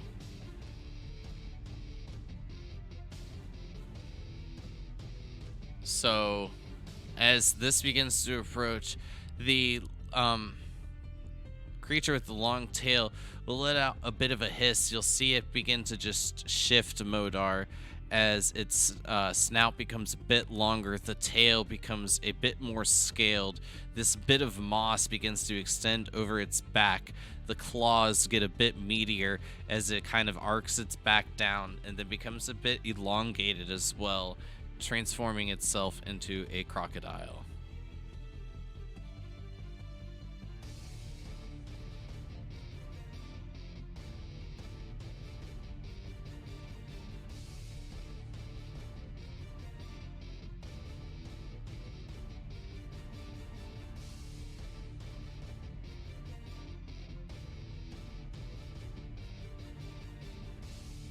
Togo, the one to your southeast, is going to make its attacks against you. All right. What you got? a 23 with the club and a 15 with the shield. I'm going to use Cutting Words against the shield for my last bardic inspiration. And it's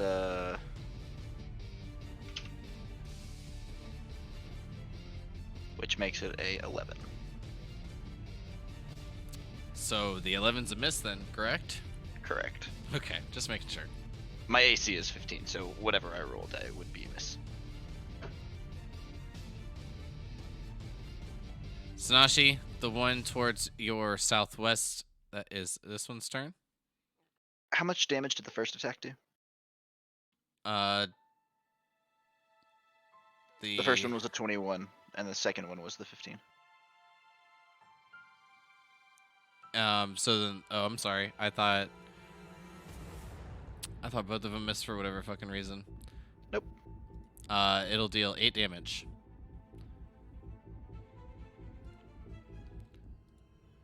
Not about to let Alencia get off easy for us being strapped.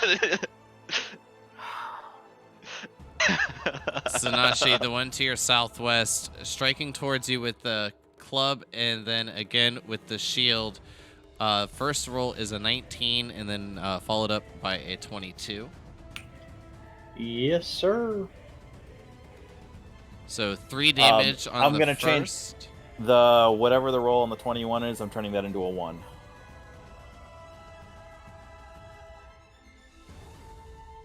Are you within range? That I don't think there's a range on that. Let me double check. But I don't believe there's a range on that.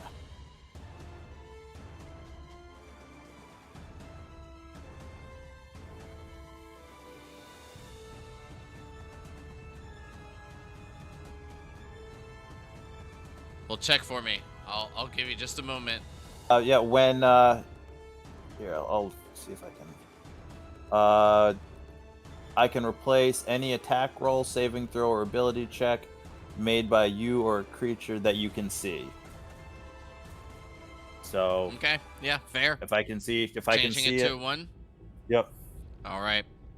So then that with the change to a 1 from Modar, that only will leave it'll be a 19 and a 1. And then with the 19, I believe striking you, it'll deal 3 damage, halved, bringing it down to 1. Okay, I'm still up. It's a natural 1 on the dice.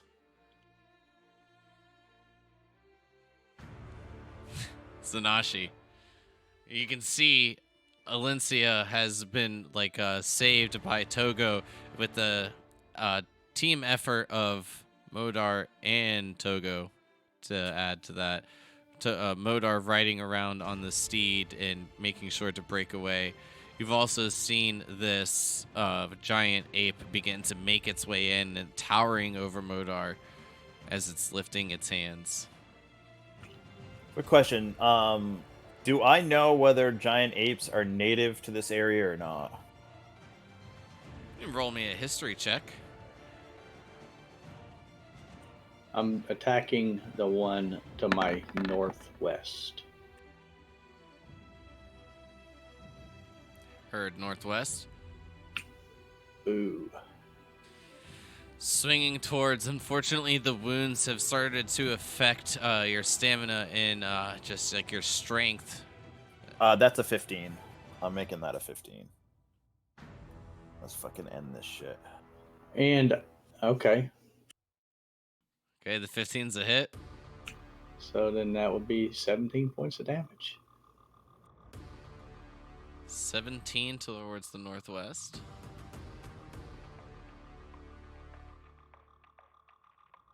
This one still holds on.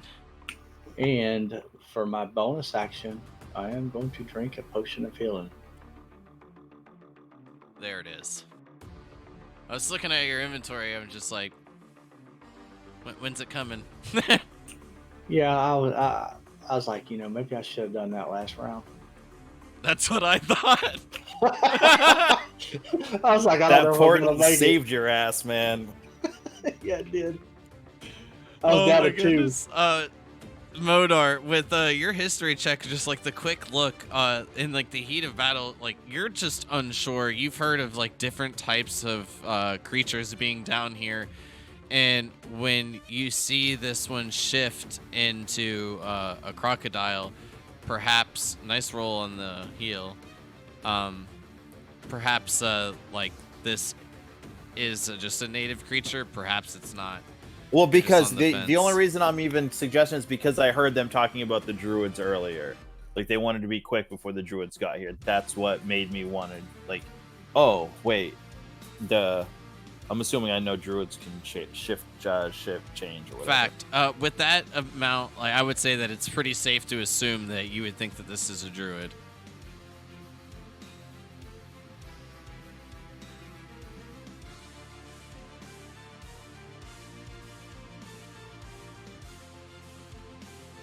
I would say, unfortunately, there's no way to like be 100% certain, but like a 90% rate. No, I wouldn't expect it to be 100%, but like my instincts are to think, yes, this could be a druid. All right, that's fair, what I wanted to. Agreed.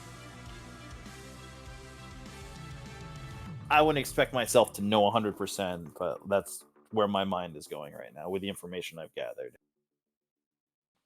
Oh yeah, 100%.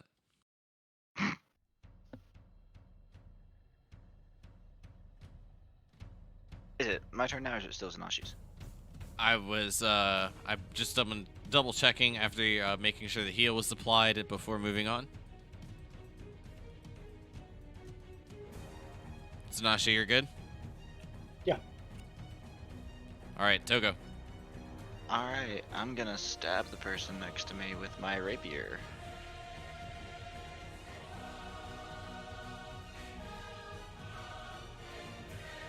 At advantage, it is.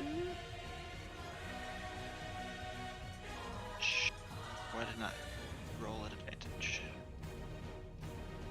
I will roll again in case of hit crit, but Well, a 20 will hit. alright, roll for damage. Hey! And you bring it down, slashing and just connecting perfectly with its neck. You can see it just like it's like it kind of gurgles on its own blood before falling, crippled, motionless to the ground. Alright, and then I'm gonna keep moving back towards Zanashi, and that'll be my turn. Modar, you're between, well, not necessarily between, but right beside a crocodile and a giant ape. Riding on your steed, mounted. What do you do? Alright. I am going to look at the giant ape. Like you said, the fists are up. Does it look like it's looking at me, or is it looking at the crocodile with the fists up? Give me a quick perception check. Just like a quick glance, I'll allow it as like a free action. Yeah. It looks to be slightly split, but mainly focused on the crocodile at this point with the shift. At first, focusing towards you, but with like the creature shifting in towards the crocodile, you see it kind of turn just slightly. Its attention focusing there. And I'll give it a little grin, and looking at the crocodile, you should have run when you had the chance.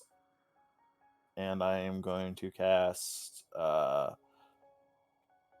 Magic Missile, level 1.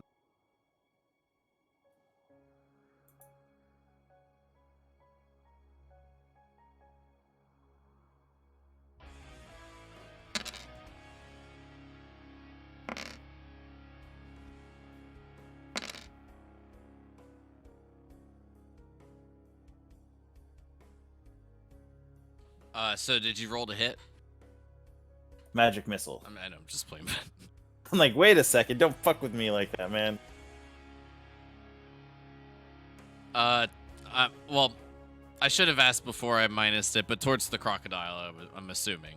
Yes, at the crocodile. Okay. All right. You shoot 3 bolts. Thoo, thoo, thoo.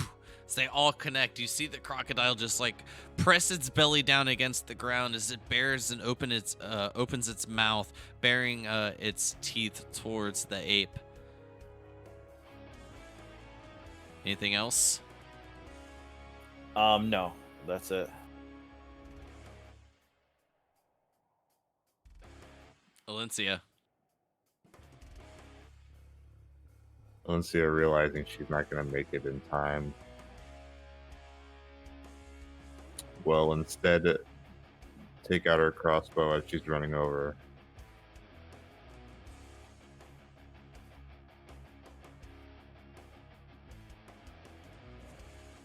And fire at this one. At advantage, I assume.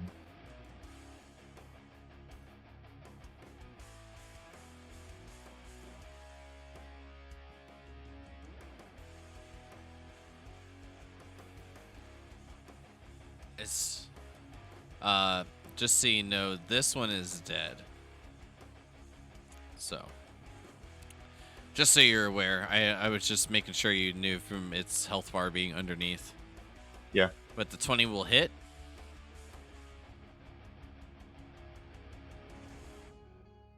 Right, and Constitution save. Ooh, natural 1 on the save. Yeah, good luck, buddy.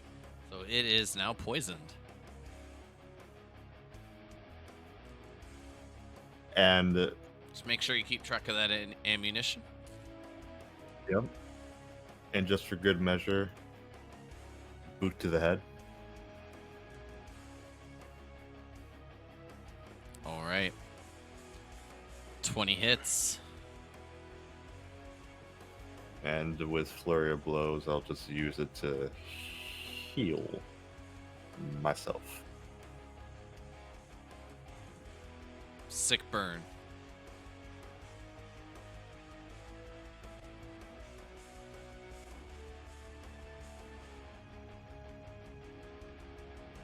That's enough of that. And yeah, that's my turn. So as you place your hands, healing some of the wounds upon yourself, the skin begins to graft itself back together, stitching itself as pieces of yarn, and then pulling itself, stopping some of the bleeding and some of the pain. Moving towards the ape's turn, with the attention now shifted towards the crocodile, it will slam its fist into it. Not once, but twice.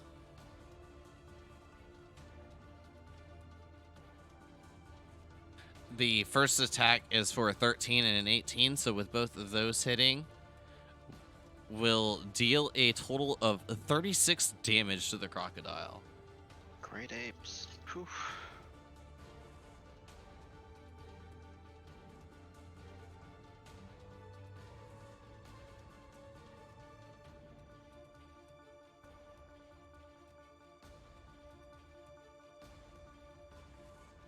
And as it like begins to like be pummeled, you see it just like snap its jaws back together as it punches its snout once and it snaps, and then following it up with the other fist, and as it impales it into the ground, creating a bit of a divot, it begins to just shift back into the form you had seen previously.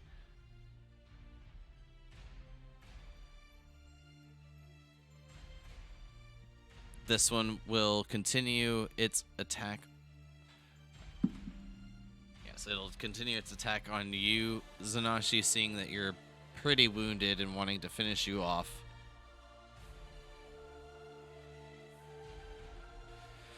The first attack is a natural 20. The second one is an 8. Oh no!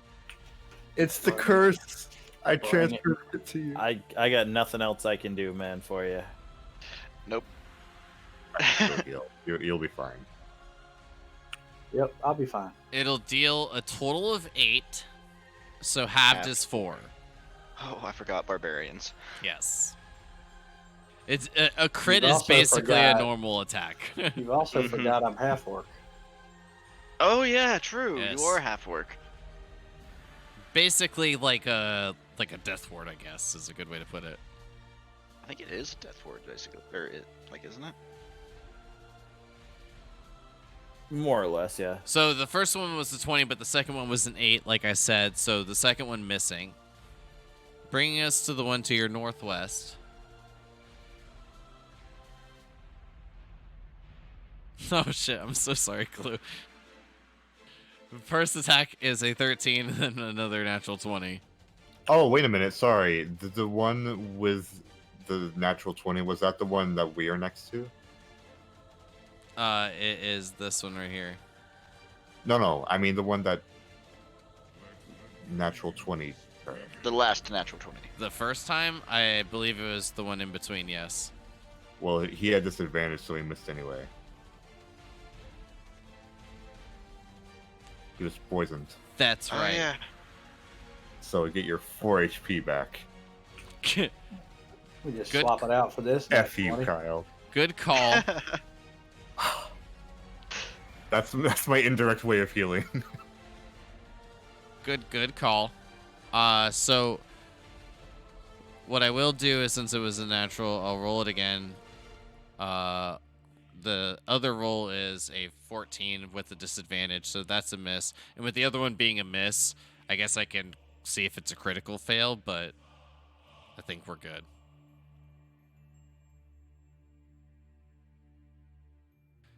This one, though, with the natural 20 and 14 to the northwest, is not a disadvantage. So that will deal a total of 9, so halved would be 4 for you. Okay, I just leave the same amount on me. I ain't put the 4 back. Got it back.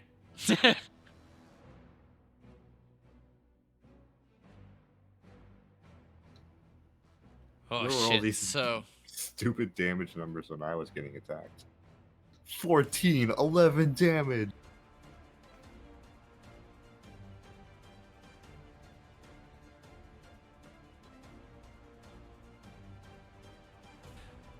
all right. So Modar, you start to become encased in a thick fog as you see this lizard open its mouth and a plume of smoke begins to come out. And as it encases the field, you find yourself your vision heavily obscured, blinded. And at this point, can you roll me a perception check? Disadvantage or So you're nearly blinded, so this will be disadvantage.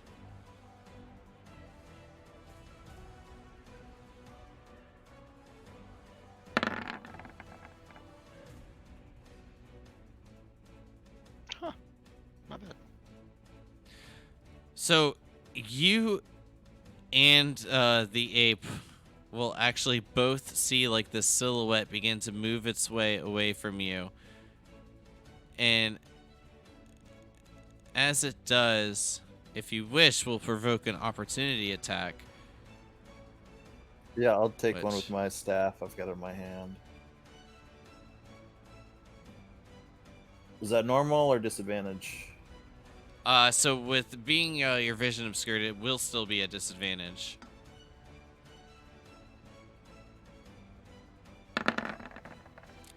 Damn. This ape rolls good. So as you swing towards your quarterstaff, you find yourself just a bit late, but as you swing down, you just see like this plume of smoke start to be forced down from this giant palm as it smashes down into the lizard, and you just see it just be forced down into the ground as it begins to just wiggle itself out of its grasp.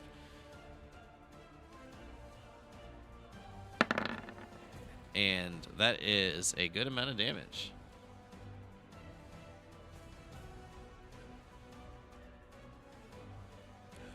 The ape beginning to beat on its chest as the plume of the fog is beginning to almost dissipate at this point from this gigantic creature, creating a bit of force of wind.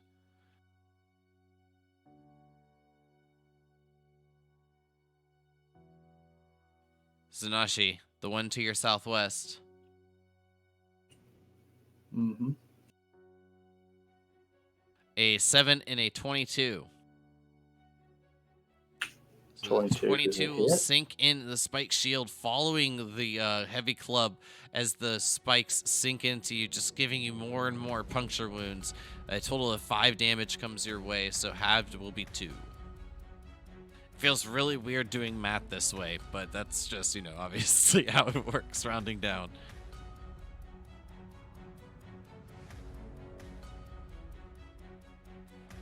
Zanashi. At this point, we are at the end of our mark, but I will ask, since we did start late, how would you guys like to go about?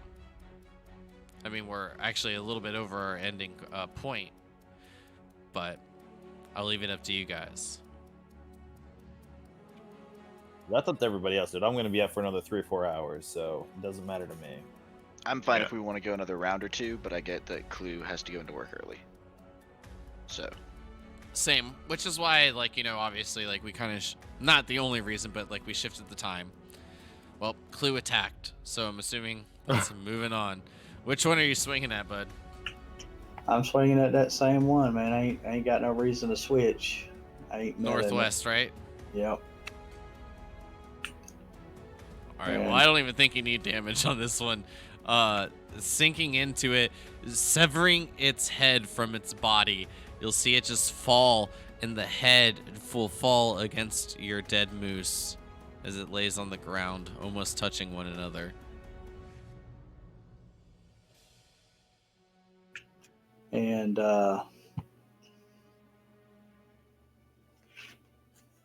I'm going to just end my turn. Togo. I am going to rush up just south of Valencia and stab the one there. I'm gonna get rid of this box. Stab the one there with my rapier.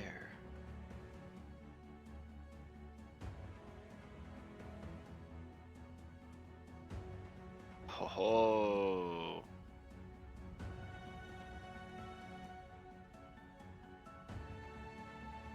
So a solid miss, right? 13? Oh, it Should be didn't at roll your crit damage. No, it didn't. Go into the roll 20 and then just click the word rapier in the chat window. That should work. Yeah.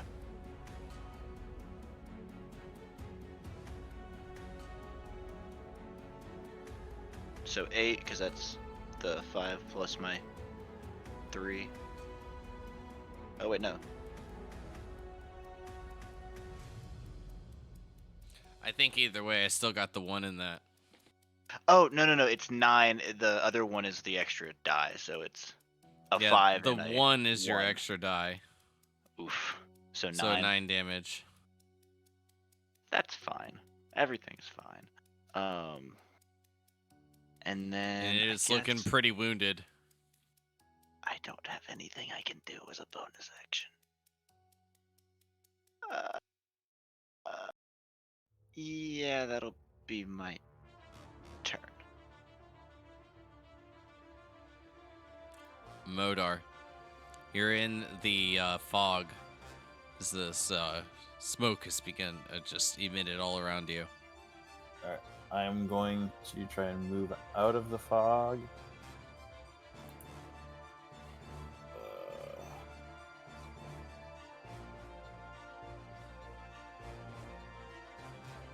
Just move out this way if I can.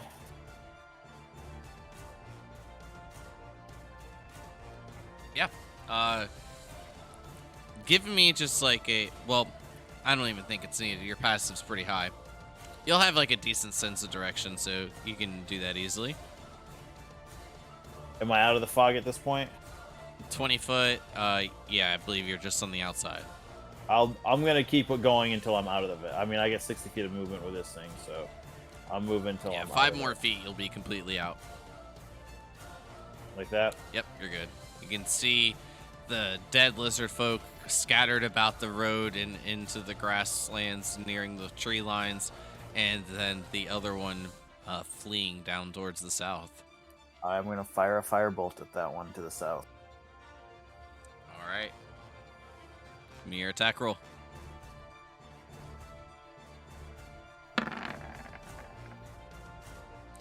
.22 is a hit.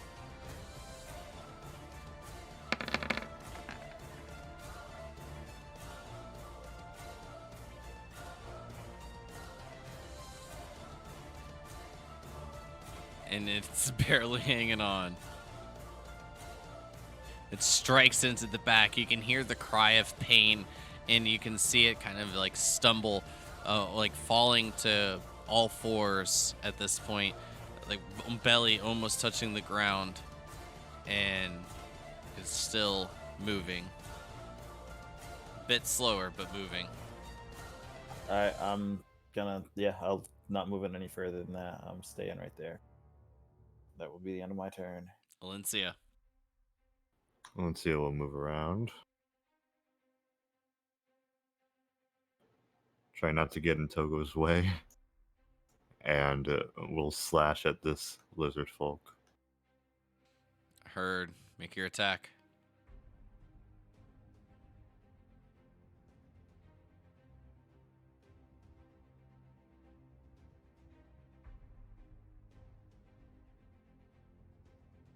.21 will hit.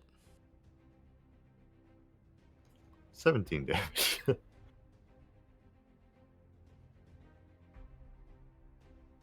Brings it down. You slash in, cutting it deep.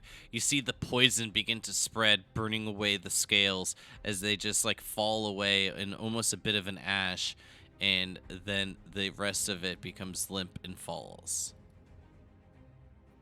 I turn and go to kick the lizard man, but I stop and go, do you want that one to be yours? Yes. I thought so. And she smiles and puts her hand on you to cast some healing.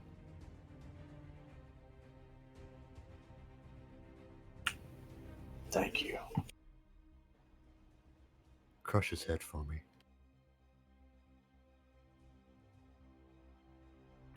Oh, I'm going to do much worse than that.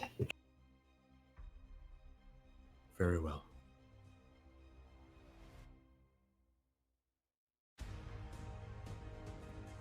You'll hear the ape beat against its chest, Modar, and letting out.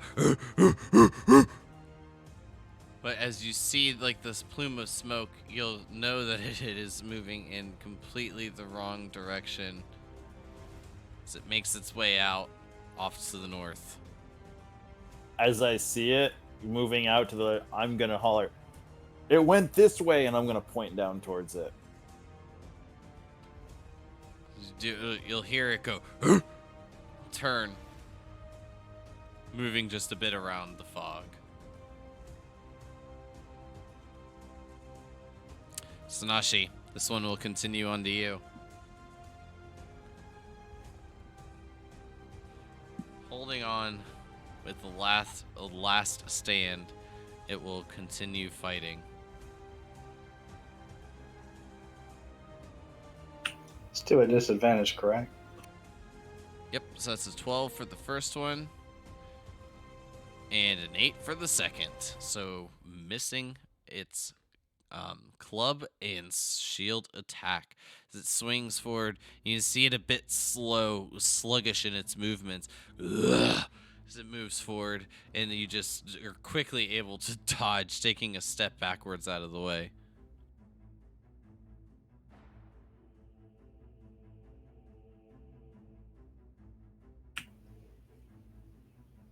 All right.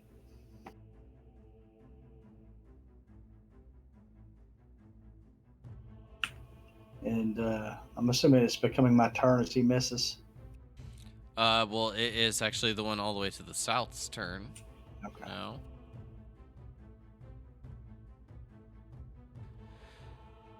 And this one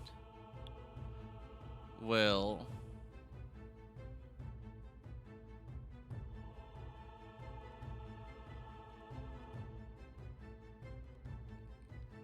I'm gonna need you to make a perception check, Modar.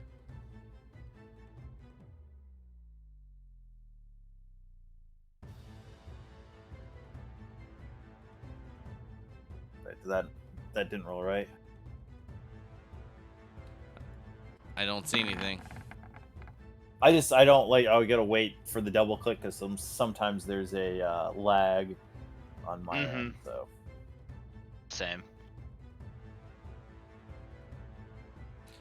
So you see as this lizard extends its hand towards you, it'll hiss, baring its fangs once more, and you see the grass begin to grow. Little spikes begin to plume from the blades.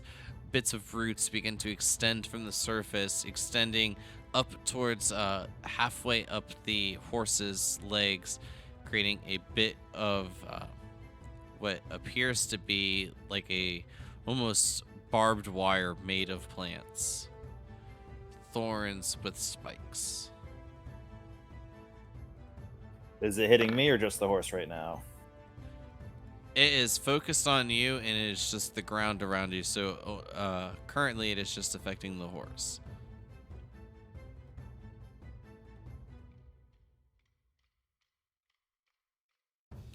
And this will continue south.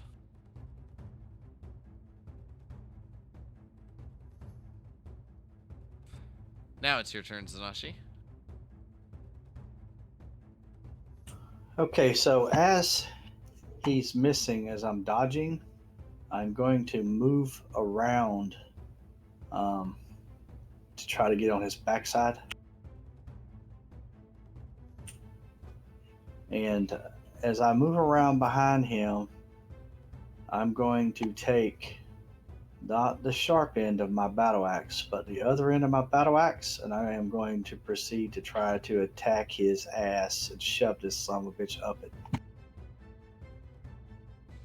Heard. I did tell them I was going to butt fuck their soul, and I'm keeping my word. Since this is a precise location, this will be just at a normal attack because it'll be disadvantage for that and then the fairy fire. There we go. I was just playing, but damn, way to make me eat my words. I had inspiration too in case I needed it. And you do indeed stay true to your word, moving behind it, taking a near flanking maneuver, and up thrusting the elf mutilator right up the crack of its ass. I don't even think it has Chloe? a crack because it's like a lizard. But anyways, you do it anyways, and you strike it, and it is essentially a shish kebab at this point. And then I yank my battle axe back out, or my great axe back out.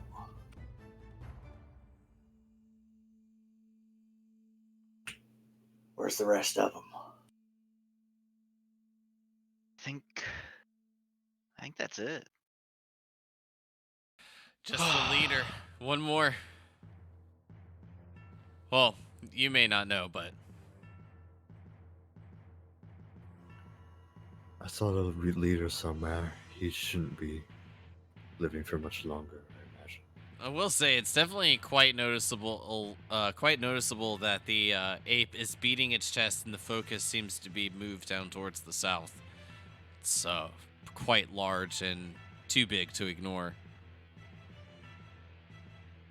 Do I see where the leader is at with an 18? Or do I notice him running away?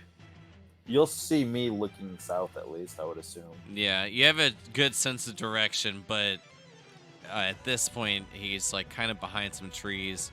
With an 18, I will say like you kind of catch like a glimpse, but you're not sure if it's perhaps one that was running away or the leader.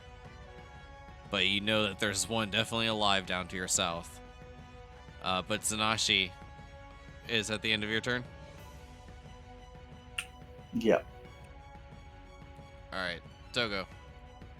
You have your information. 5. How far is like? What is the range on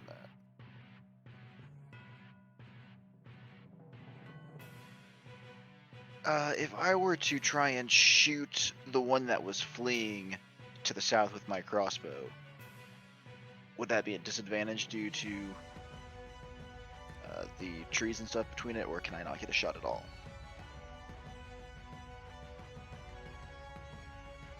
You said that this is like brush and. Is it a hand or like a light? It's a light crossbow. It's got a range of 80, so it's the. So it'll just provide cover, but it won't be a disadvantage. Okay.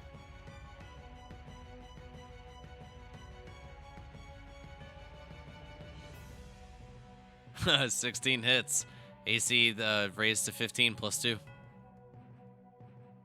Doesn't it 17?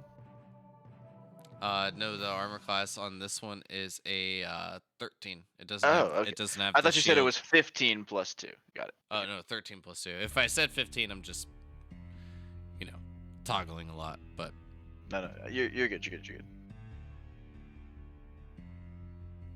all right. Well, fortunately for you,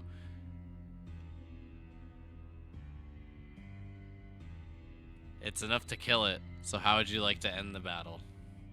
Well, I would like with the to lizard shoot folk. it in its foot and have it just like implant itself on something. Not me actually killing it, but it just falling down and dying.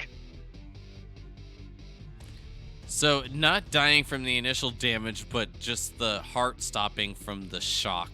As it lands, you hear it shriek once more, and then you just see it place its hands upon where you assume its heart to be and fall.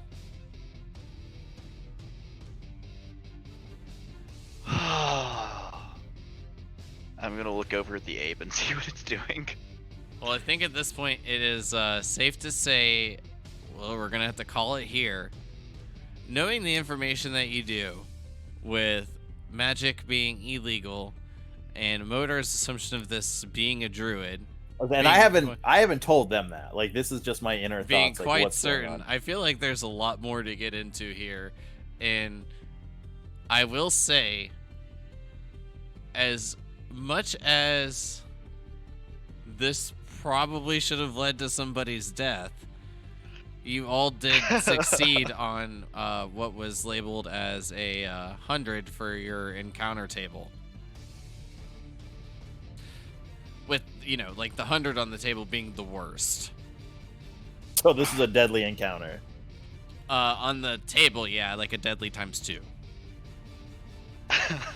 It's legitimately supposed to be a TPK. I don't feel so bad anymore. So I will say, I think the only thing that would have made it different, as just like an explanation, everything else was good. The only thing that was like a low thing was the swarm of snakes. That's a D3, and I rolled a 1. So you had the chance of there being 2 more, which probably was the difference for people being knocked out quicker. But with that in mind, it was basically on the table wise supposed to be a TPK, so I'm thoroughly impressed. If that had happened, nobody died.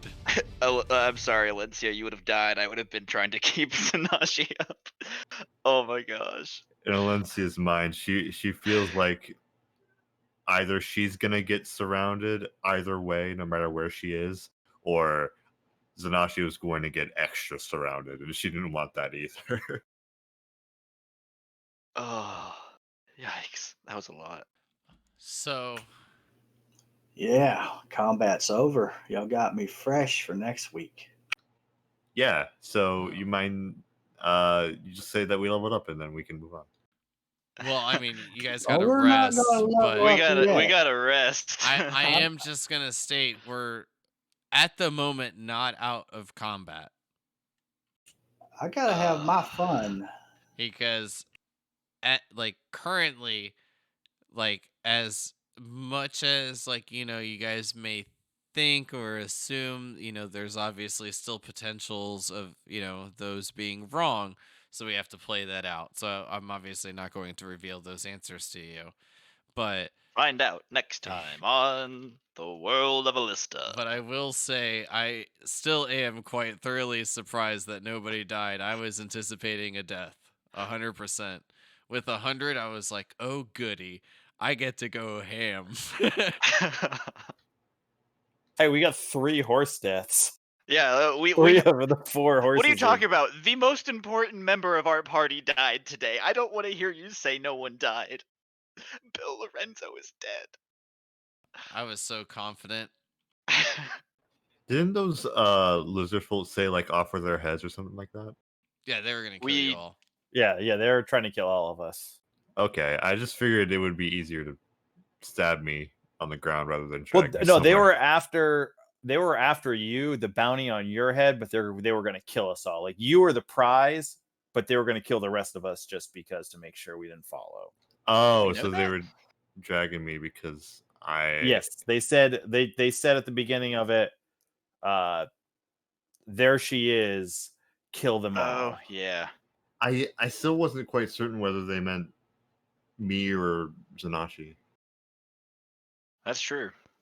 Because We only know there she is. The only person we know that has a bounty on their head is, or that people are after, is Alencia. But yeah, Modar is assuming they were after you at this point. Like, she's assuming that. It Right. was to be like fair, I don't think the rest of us So know that many information, do we? mysteries. I said, I I'm think just saying what's on Modar's mind right now, like what's going through his head. You all gave me beautiful backstories to work with, so a lot of this creation comes from what you all had put forth. Yeah. So I have obviously like the stuff that's going on in the world, but like your stories and kind of like how they like influence them, for an example, all add variety. So Absolutely, that and the fact that then they grabbed her, they killed her, and they were trying to take her away. So yeah, doing this crazy amount of shit wouldn't happen with the great backstories, or wouldn't have happened with the great without the great backstories that I was given. So what you guys give me the potential to get into is from that stuff was awesome. So Yeah, and I wish more DMs did that. Freaking hell. I get so disappointed with so many DMs and they do nothing with it. Next level, I'm switching out to get healing word. I will say it's pretty safe to assume you guys are all gonna level. But we can get into more of that. But I will say, like I'll give you the exact EXP. Well, I'll try to tally it actually quickly while everyone's saying goodbyes and wanting to share anything if they'd like. So let me actually do that while you guys, say bye or whatever. I have nothing to add, but well done, everybody. I'm glad we're all alive. Yeah. Yes, indeed, and looking forward to tomorrow night with Clue and Hip Hop, with the two of me and Hip Hop playing in that one, and Clue DMing. Should be fun. Who's gonna go down tomorrow? And I think we're right on the edge and leveling up in that one too right now. Yeah, you are.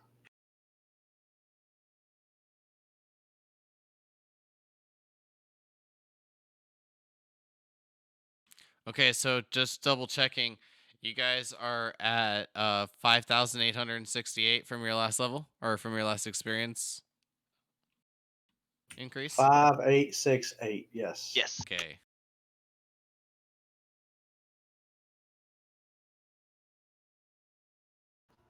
And now you're at 6499. 0.9. So, unfortunately, you're wrong in your answer. So, get better at math from not knowing any of the sums to add. Joke. But anyways, you guys are at 6,605 experience with a total increase of 738 from the encounter and the sessions. That puts us at 6,606. Mm-hmm. 606, yes. So it actually like came out to 6,605.5, but just rounding up. If I apply this in now, it won't apply a long rest to me, right? I don't believe If so. I add it. Okay. What spells do I have? So you all do make it to level 5. Oh, you're gonna let us do all this right now? Well, no, like what I will say is like basically as long as this combat is being survived, it really does depend on like what happens with RP. But you have enough experience to get to level 5. So as long Yeah. as we're all good and you get the rest, then you'll be We're there, fine. cool. Yeah, you can enter that without doing anything. The actual level up will be when you go back in your sheet and say Correct. level up. Awesome. But yes, I'm definitely interested in getting more into the Tomb of the Nine Gods tomorrow night, and going from there. I'm still shocked that Akka's still alive. I don't know how it's possible. It was a joke character. And now you're stuck with it. Oh yeah, I mean at this point, yeah. I fully expected him to die, and I had like another character that was like a little bit more serious prepared, and he just Akka's just a fucking tank, I guess. But The immortal. anyways, a very very long combat with the lizard folk, and only one ape remaining, as you all have almost lost Alencia, almost lost Zanashi, but lost your 3 not 3 horses, 2 horses and a moose. And with that, we'll see what happens next week. All the affiliates that for the tokens, artwork, maps, ambiance music, all that good stuff up in the top left corner. You saw their logos. You can find their links down below. Other than that, I hope you enjoyed the session, and see you next time. Drop a follow for some more D&D content. Bye.